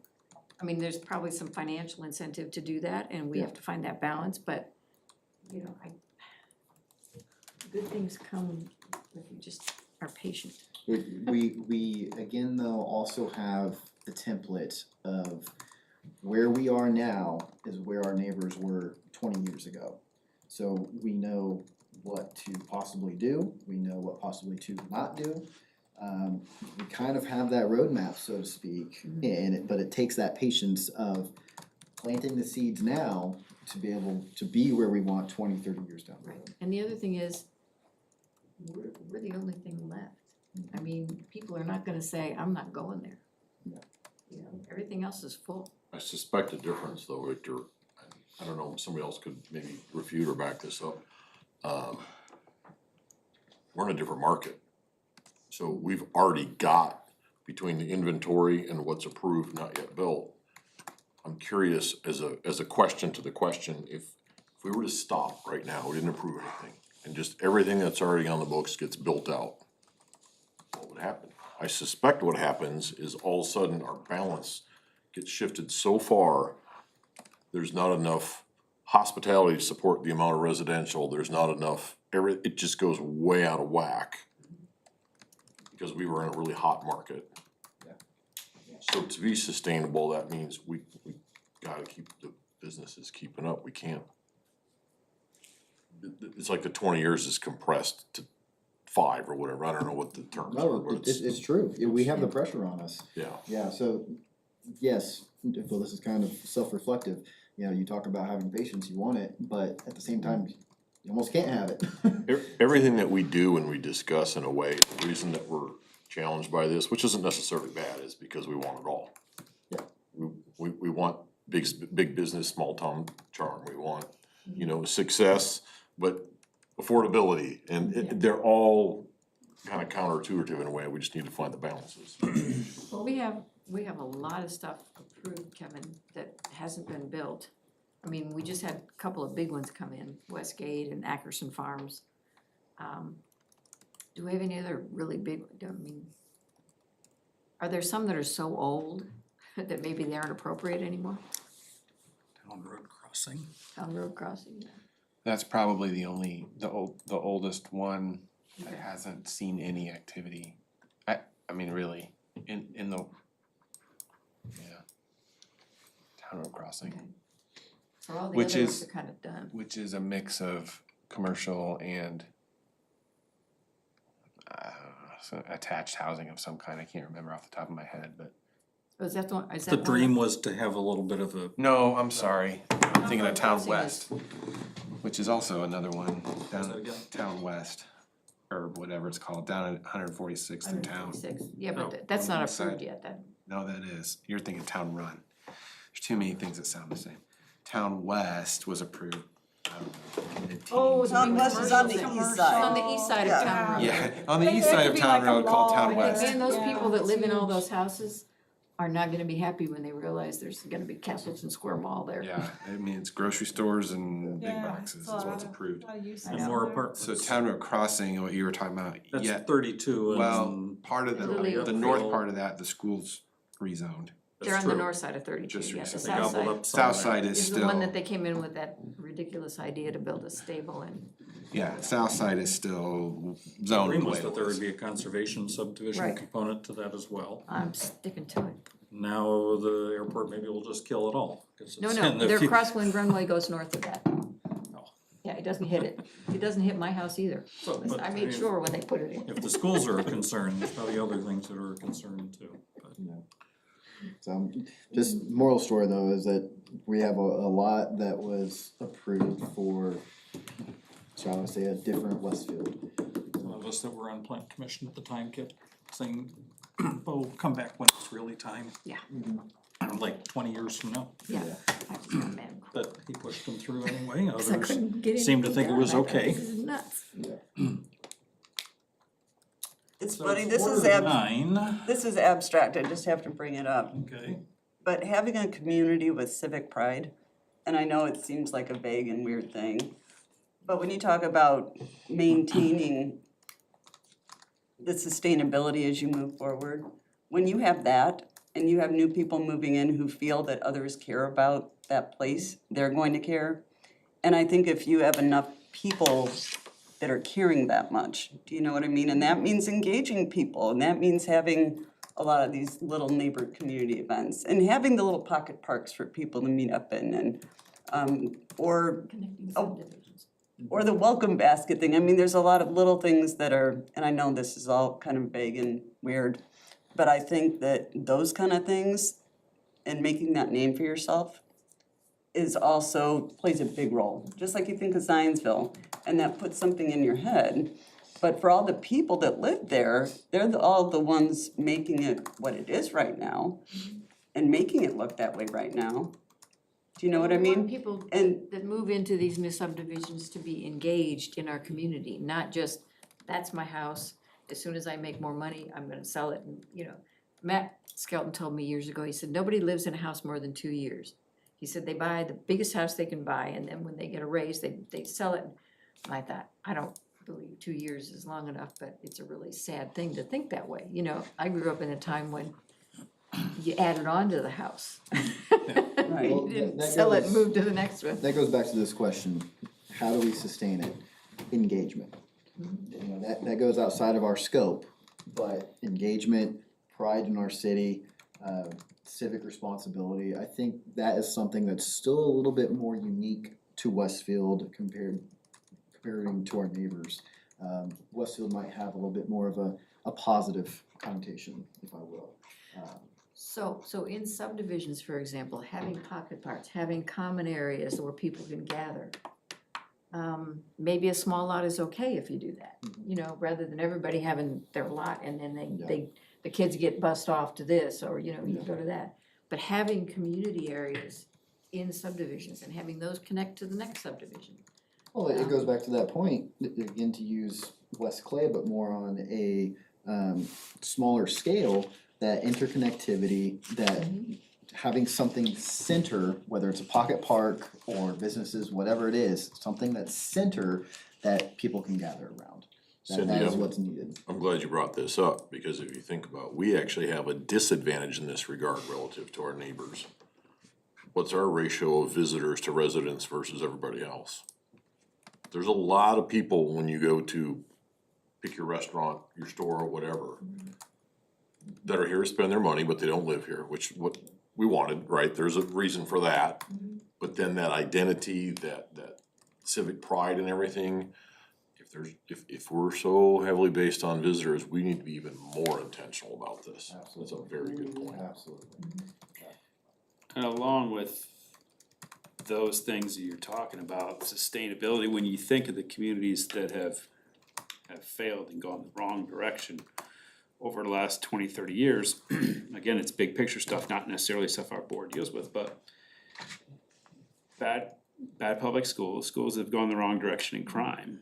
And Disinvestment. if you don't have the infrastructure and the public services, and schools go the wrong direction, crime goes the wrong direction, and none of the rest matters, nobody wants to be there, and the people, you know, move on. It's the And quality of life indicators. so I think ultimately, when you're talking about sustaining, it's, you know, part of the effort is looking at, okay, why do communities fail? Don't do that, you know, because that's, Yeah. I mean, ultimately, that's what, you know, and maybe a lack of housing, you know. If I look at areas of Marion County that were vulnerable, lack of housing diversity, they had too much in certain pockets. And then when all the foreclosures happened, bam, they're just crippled. Yeah. And, you know, a lack of housing diversity is an area that is another area kind of like the others that when you're talking long-term, you can't have all your eggs in one basket, so. Right. And kind of piggyback off of that a little bit, something that has plagued the Indy metro area is having food drought stricken areas where, again, there's not a central hub to where you can get the basic necessities. It's not accessible, it's not walkable, not obtainable, so to speak. So that's, again, where we can learn, in mentioning Town West, you know, that was planned long ago, supposed to be some retail and shopping, grocery, so on and so forth. I still think that we need something like that there, because that area is still relatively disconnected from, say, Kroger and Meyer and other areas. So in order to keep people engaged, adding more value around them to where, again, you can just walk. And I don't disagree with that. I'm having not looked at it in a long time, I'm sure we didn't do it to be very respectful of the, you know, lighting and all the other things. So, yeah, I mean, I would love to see some smaller centers like that. Yeah. But, and it's hard to get those, because developers don't want to build small pockets, they want, you know. No, it's a bigger stores. residential developer that comes in to build residential homes. And if you can get them to carve out a little spot to reserve for commercial, they're hating it and typically wanna come back later and just get it in, Yeah, and get more and it units, usually so. doesn't They work right deliberately now. ignore it until it becomes a problem, and then, Exactly. well, Same fix way it with this way. amenities. Yeah. Right, And if we could combine several residential centers to maybe have some common area, you have to, cause I think individually, it's just too tough. I mean, I think of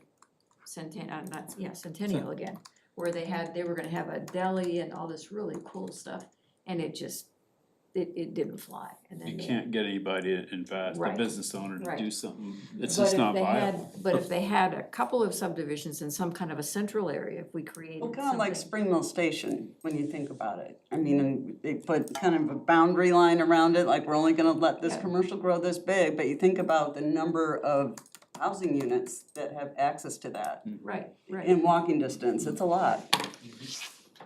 Yeah, a lot of people from That has a lot to countryside do with walk why over. Centennial doesn't have commercial in it. Right. Ride bikes, now you can finally get to it with trails from the south. So, Dave, to your point on this quality of life indicators, because when you look at them, it's the schools, the roads, the public safety and green space. So, I mean, is that a way to think about this question? How do we sustain it, going around those categories? I know we're not in charge of the schools, but we do have influence over the other areas within our community. I mean, people talk about the roads all the time, and they're right.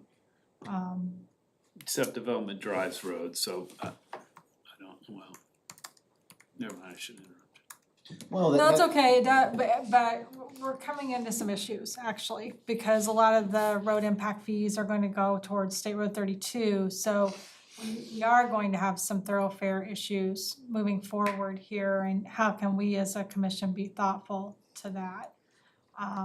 That opens up another can of worms, just to get thoughts out real quick, that where do we want to be proactive in? Do we want the developments to come first and then the roads, or do we want the roads and then developments will follow? So that's, the chicken before the egg question, but we've seen it work both ways in different communities. So it's just picking a lane of how we wanna be and sticking with it. Well, what I see and what most people come into the plan commission and tell us is, you're gonna approve that development and you're not gonna fix the road. And I think about 161st Street, which is supposed to be a primary arterial, Mhm. and there's a zillion subdivisions along that on the west side of town. Mhm.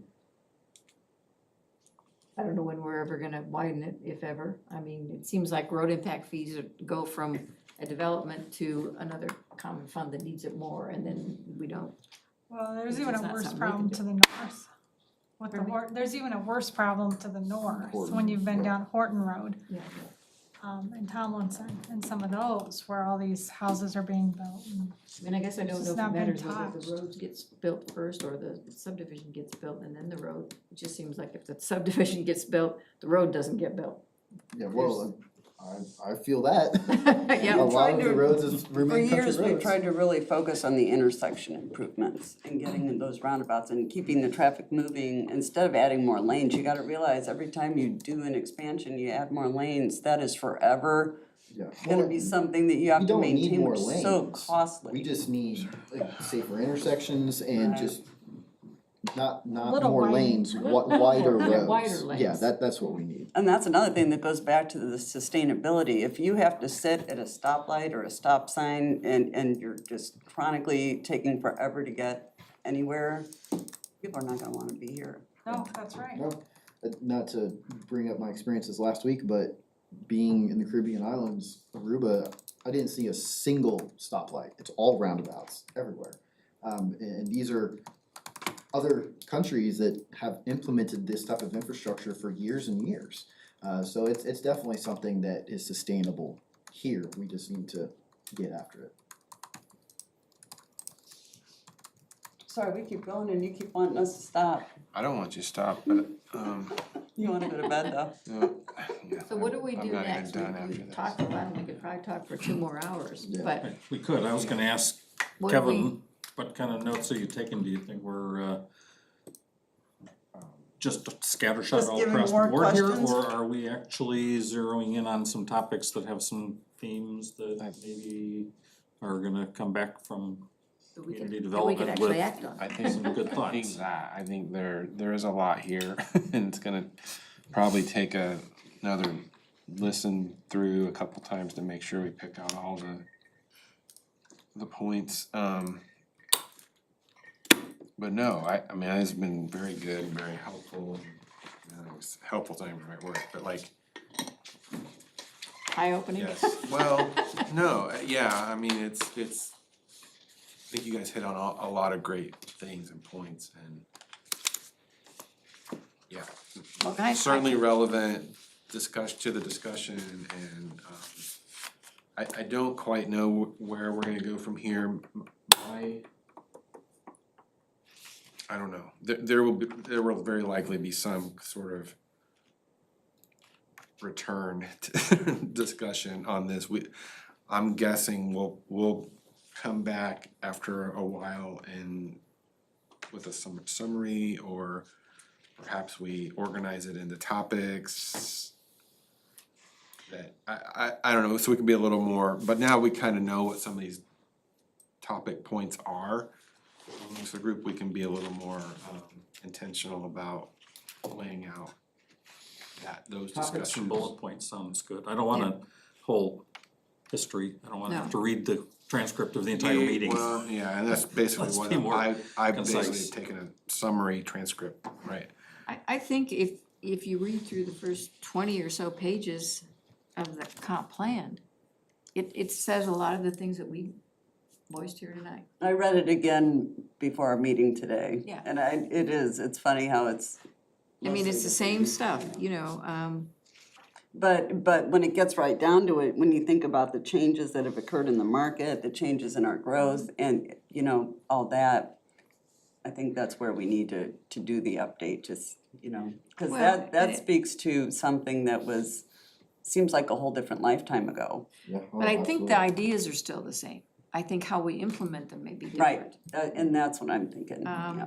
Agree with that. You know, I mean, critical land use policies and, you know, buffers and transitions, all these things. And the idea that a single house may be attractive, but that single house repeated, I mean, all of these are in here. The question is, how do we codify them now in a more updated way than we might have if we'd actually done it in 2008?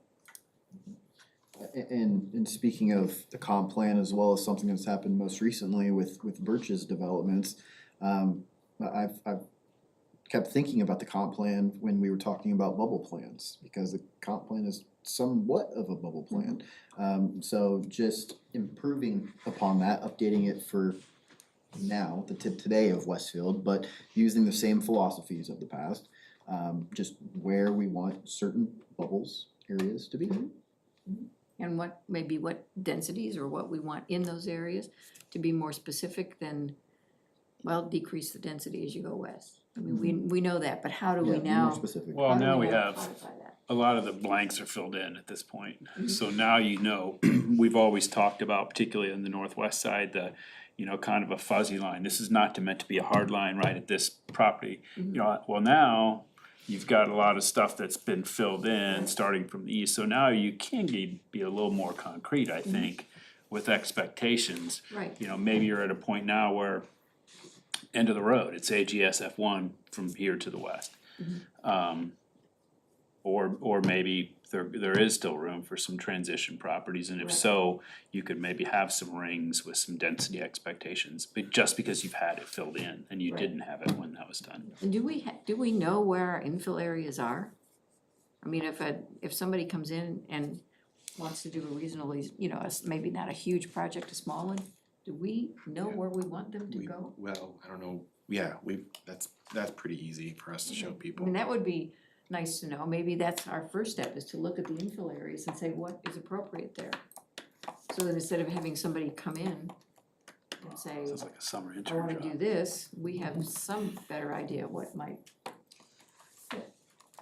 Yeah, I think that's a good idea. I also think this green space topic, we haven't talked about that a lot tonight, but I do believe that we have to be somewhat intentional on laying out maybe some areas in the community. I know, you know, Chris would want to be involved in that too, Kevin. But how can we work in conjunction with him that we're thinking about that as well? Because if we don't preserve green space right now from a park standpoint, it'll just fill in. It'll be the It'll be easements gone. for the utilities and, you know, the right of way. And I mean, I think the community's concerned about that. I mean, that's what I've been hearing over the last few months is, you know, there's concern because everything's getting filled in and, you know, especially on the west side, and the north, we don't have very many parks. And we have a lot of population in those areas. So an interesting thing that I've done, I've taken notes and I've found the most commonly said phrases this evening. Uh-oh. Cool. And some of the top two were development and community. So I think we're all on topic. So other things that were mentioned frequently were sustaining and other things such as downtown and balancing and zoning. Density was mentioned a lot as well. So infill was mentioned several times. So I think we're right on track. It's interesting to kind of come back full circle at the end of the conversation. So, Alright. so, Well, I mean, the question kind of about like what's next, I don't have an answer, unfortunately, right now, I don't know. We just haven't really mapped out really kind of the next step of this, I think. Like I said, I think we're gonna take all of this input, probably and more from you guys, more discussion that's a good job for an intern, probably. and create, Yeah, yeah. timing is good, and he probably knows Chat and GPT better than anybody else in here to tell us. More than that.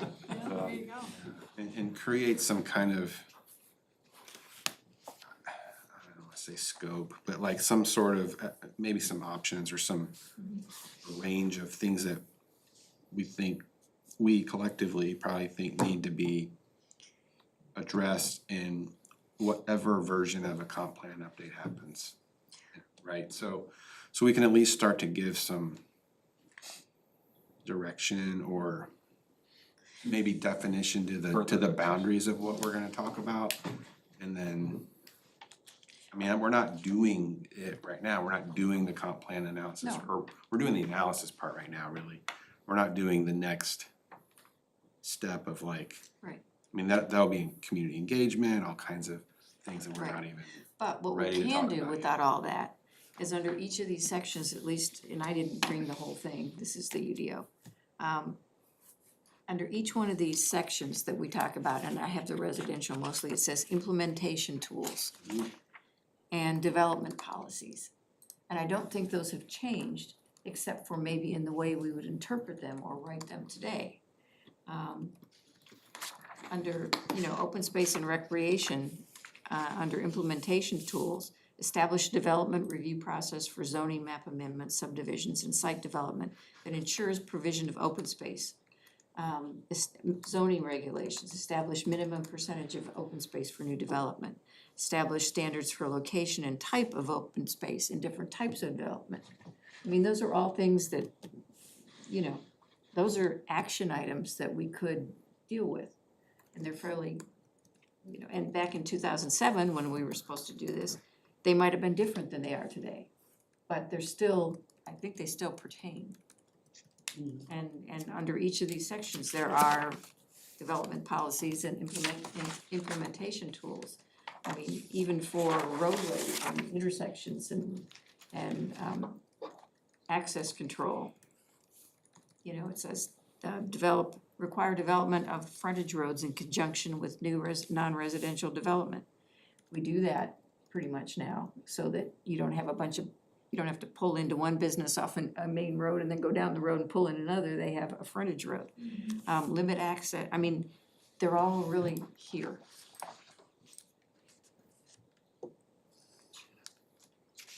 We could do the downtown even as a template if we wanted to do that, Kevin, because we have so much of that. I mean, it's not totally complete, but we have a lot of it from that implementation section. I'm sorry, I would do what, like? I'm That's trying to- okay, Jenny trying was to just organize talking a lot. about, no, that's okay, she was just talking about, part of redoing the comp plan, you have to go out and do public hearings and all this, but the implementation tools is the approach we took on the downtown, because that section hadn't had the implementation portion completed. And so I was just thinking if we wanted something as a template, we have a lot of that information, just to get one, get one going to see how it works out and Yeah, how I you mean, fill in it- those blanks. It's an interesting question that I don't have an answer to. I mean, do we wanna spend time working on implementation steps for something that may or may not change when we do a comp plan amendment. And is that a good use of time before that happens? I don't know.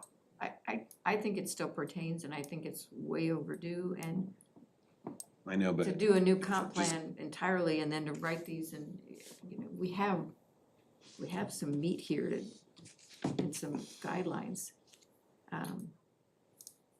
I may have missed something, but what was council's direction on the comp plan? Was it to totally Oh, they- redo it or just update sections? Pretty much, they wanted the input on that, but I think most of them would like the redo. But I think that it was more about understanding I understand what that means. what a conversation like this would bring up in terms of what the scope would be on that. They just wanted to make sure that there was money in the budget moving forward, so it could all get started. So, A redo is huge, Yeah, it and doesn't having make been sense. through, and expensive, having been through 3 comprehensive plans, I can tell you that the feelings of this community haven't changed in 30 years. The redo is huge, but the fallout can be chaos. I hope right. it's an adjustment, not a, Yeah. not a Adjustment, realigning, Yeah. cause you're right, Jenny, we have a lot of good points, meat on the bones here that we can utilize. I think so. We shouldn't completely stray away from it, because as you said, My house is going up for sale. Don't do that. our philosophy has stayed relatively the same. Something like But the only thing I could tell you that Every I one of remember them. doing in 2006 was working on this plan. I did an awful lot of other things in the 2006 and 7 era. I couldn't tell you what they were now. I dread the thought that somebody really would feel passionately that this just needs to be put in the shredder and start Yeah. over again. Yeah. It doesn't need it, and I just can't conceive that it could possibly happen.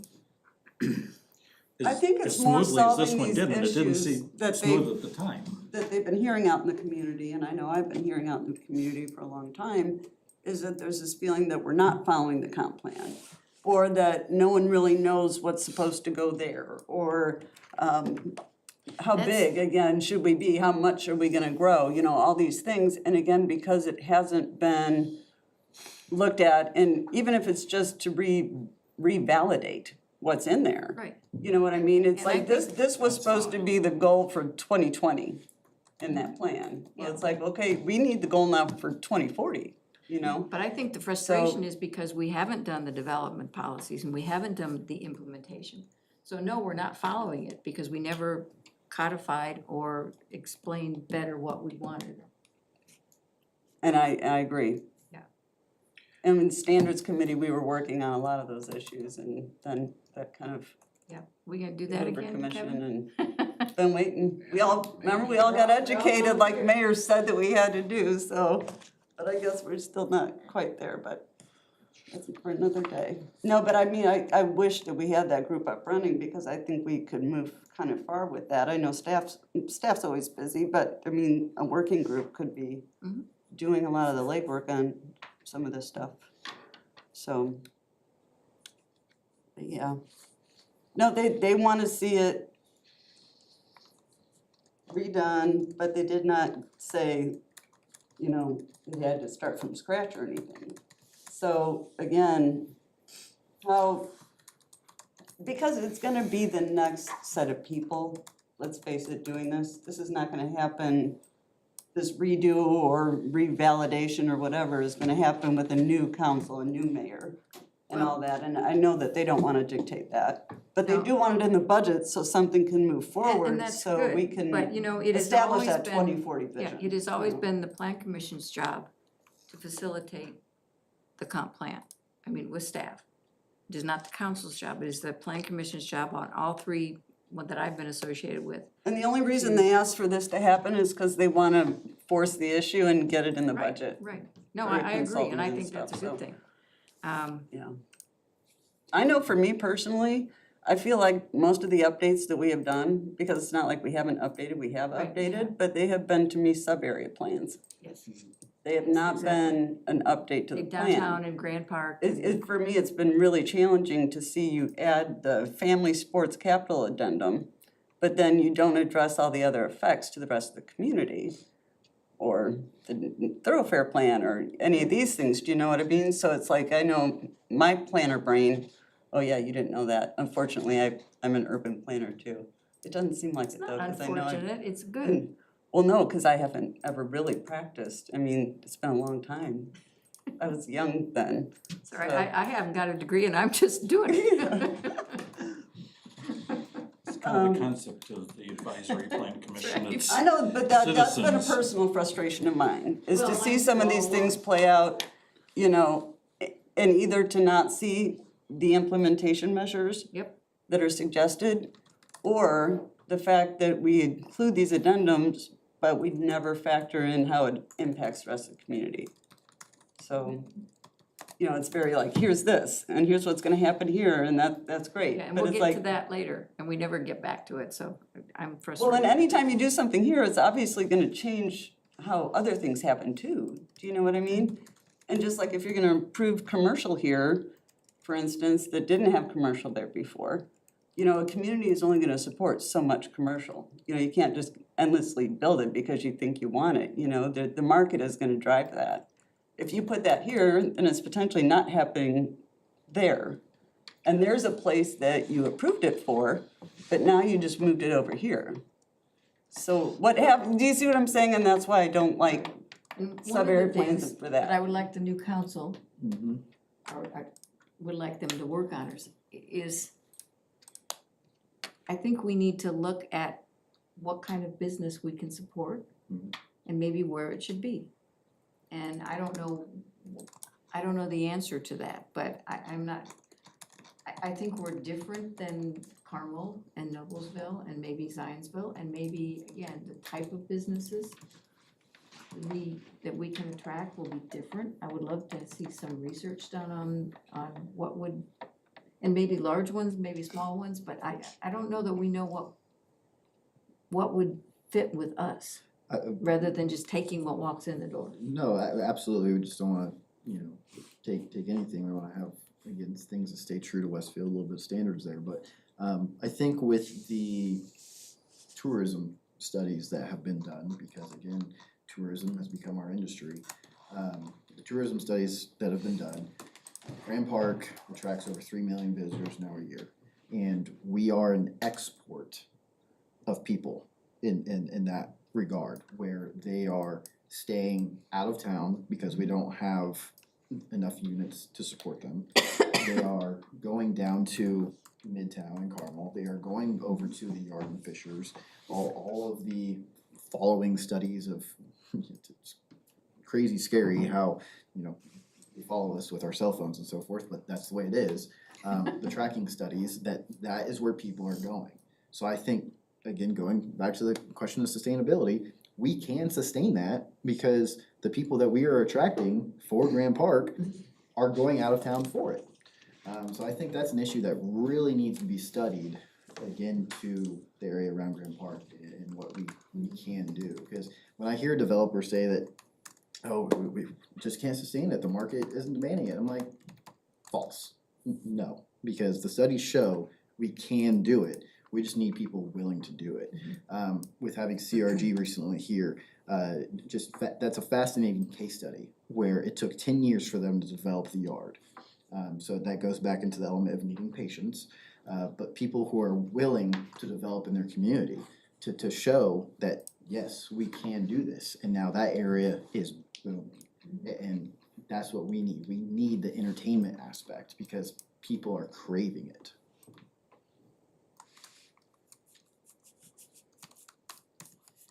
It can all be done, Jenny, you just need to do environmental analysis and industry analysis and lots of those types of things to see. I mean, youth sports is $20 billion, all the different companies. You know, there's a lot of tech involved with youth sports now that, you know, I'm looking at Game Changer on the way up here. It shows all the scores, it gives you all the plays. There's all kinds of companies like that that are emerging all the time because people are spending a lot of money on their kids. And so those are the types of companies that Westfield really needs to go out and see if they have an interest in moving here. And provide a place for them, tell them where, if there's land available or ready or.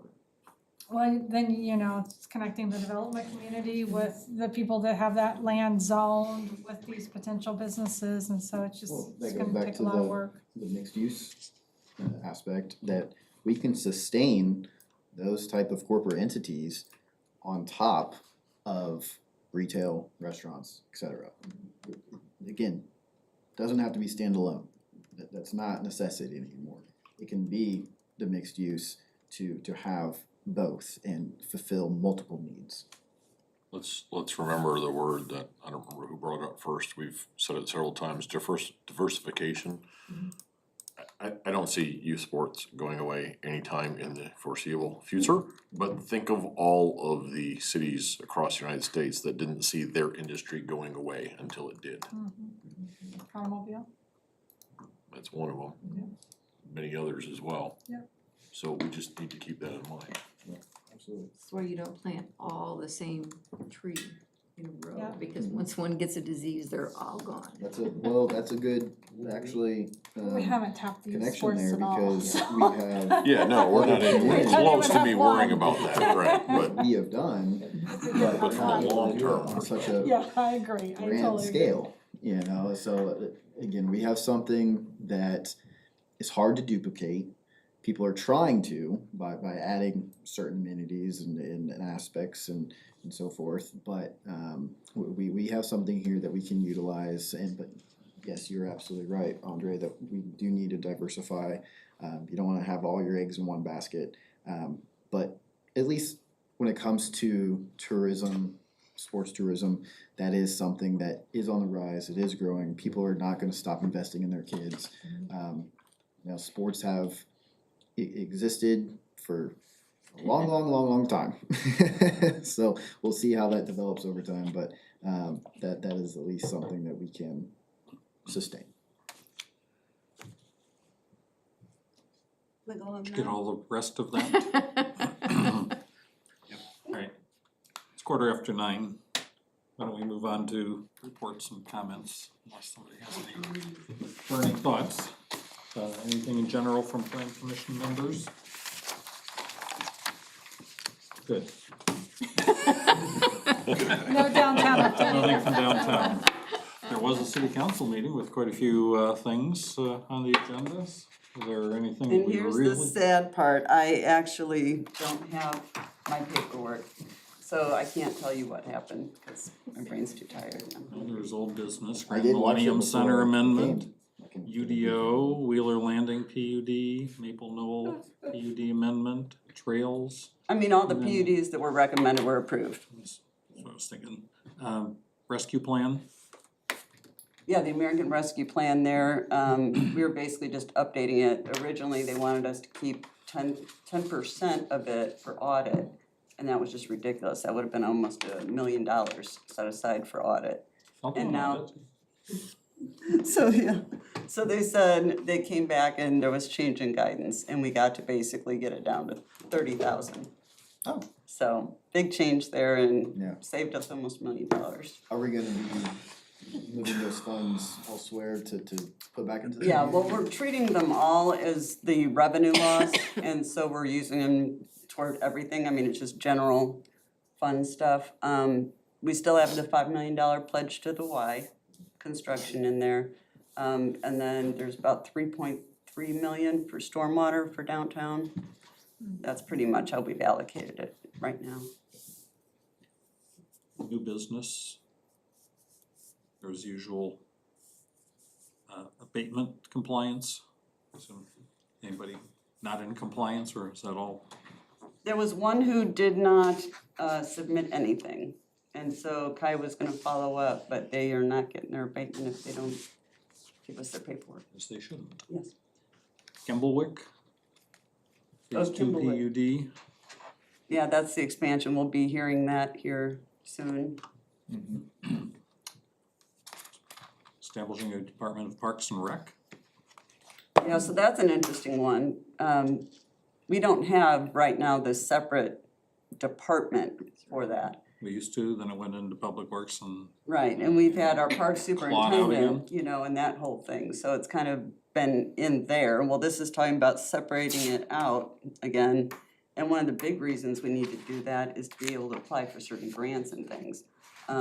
A lot of things, they require you to have, you know, a parks department and a board.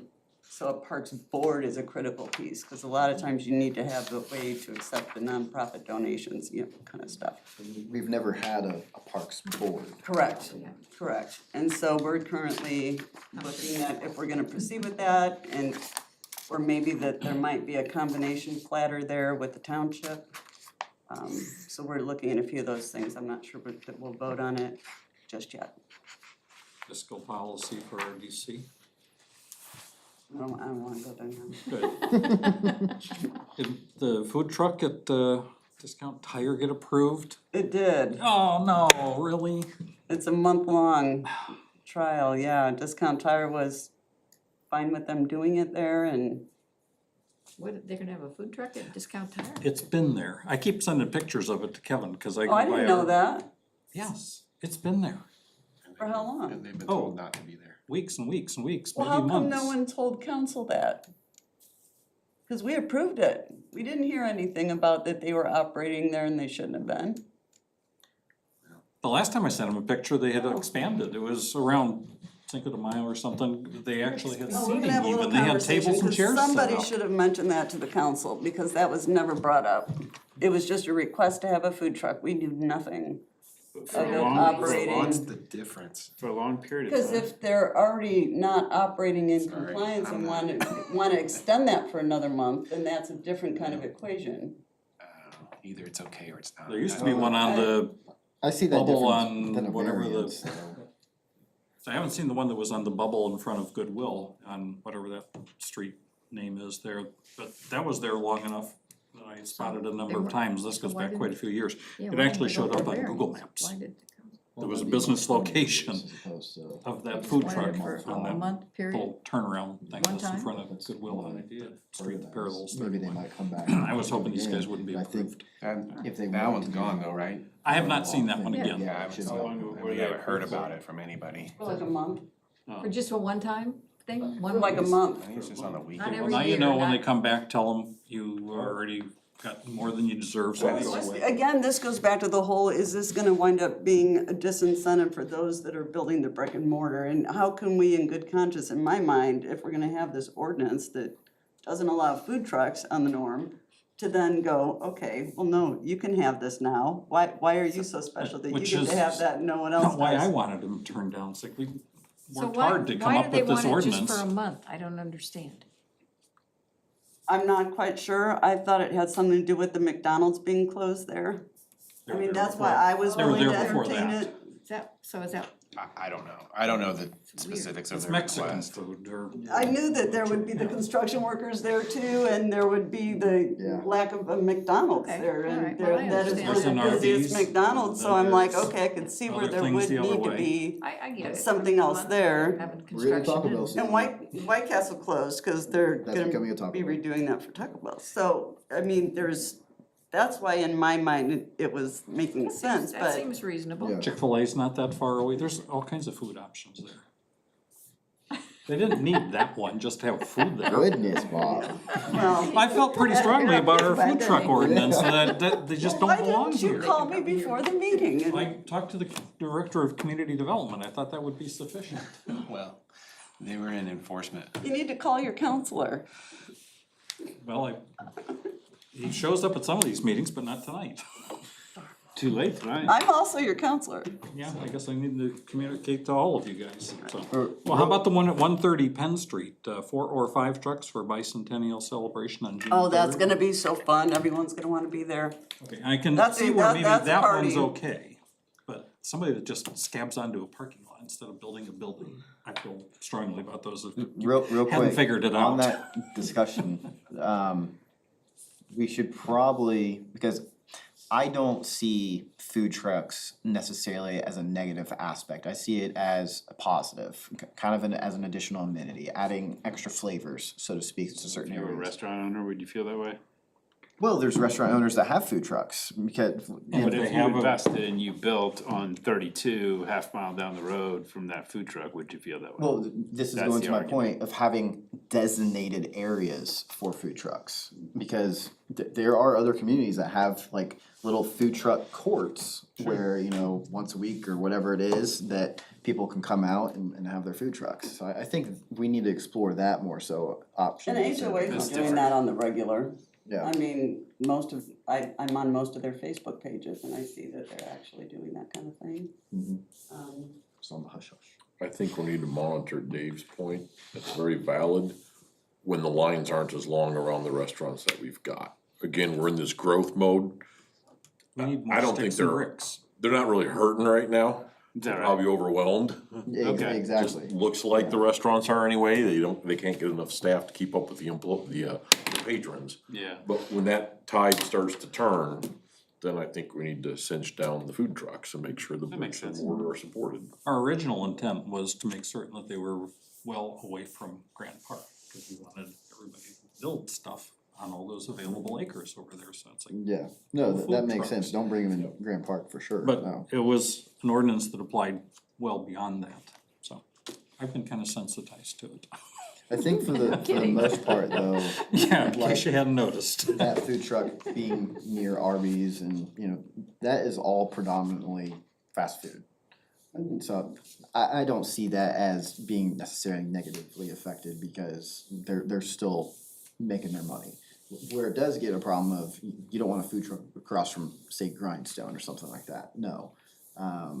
So there is that For me, fine it line. starts to where you- become though an equity thing, you know, just because they came and asked first and Discount Tire said yes to them, they get to have their truck. Yeah, I mean, what's the basis now for the next guy coming in and wanting to locate one there? well, again, that And the just next one? goes back to having The a next one. designated. Well, There isn't I any. think your argument is you're doing it for a month because there's construction and 2 restaurants are closed. In my mind, that's what it was, but even that I was struggling with, because again, it comes back in my mind to this equity equation, that why is it okay for them? I wish I'd shared that with you sooner, I'm so sorry. But I Copy mean- you next time I get a But picture I of one still of them. voted yes, because I mean, I was torn, yeah. All right, that was the council meeting. Yeah. BZA hasn't met since our last meeting, but you have one tomorrow? We meet tomorrow, it's a long one. Oh, boy. The agenda's Anybody on might the have noticed website since here. I haven't looked at it. Plat committee, you'll be shocked to know, did not meet. Community Development Department, anything, or have we exhausted our discussion? We have exhausted. I hear you have an intern, but We met do, him I- already, so, and he's got a lot of stuff to transcribe. Careful tonight. Yeah, This is a welcome to Westfield. Classmates are gonna be so envious when you tell them all these stories. I will say you guys have been a case study. In a good way. We, Just say, I'm not sure how I feel. no, about in a that. good way. So last Friday, Caleb and I presented to the Indiana chapter of American Planning Association conference. We actually did 2 sessions, but one of them focused on just some alternative ways of doing some of the things that we do from a plat committee, right, workshop meeting, and some of the internal things in our department that we've done just to either create additional time or space for some of our people to do different things. So sharing the workshop really was kind of the main part of that presentation and very well received by the people that were in the audience. So some people came up and said this was our favorite session, and so thank you guys for doing this and allowing us to go share the good things that we're doing. So None of them showed up for our meeting tonight, though. they're from all over the state. I know. They're gonna wait for the video. They're gonna listen to it on YouTube tomorrow. Bet they're not gonna be 2.5 hours into it before they decide they had a better use for their time. Yeah. Anyways, all right, I think we're to the point of maybe a motion to, or, yeah, a motion to adjourn. second. I will give the motion to Dr. Kelleher, and who was it that would get the second? Victor. Mr. McCarty, all right. We're all present, so we can do it on a voice vote. Everybody in favor of adjourning, say aye. Aye. Anybody opposed to adjourning? None. None.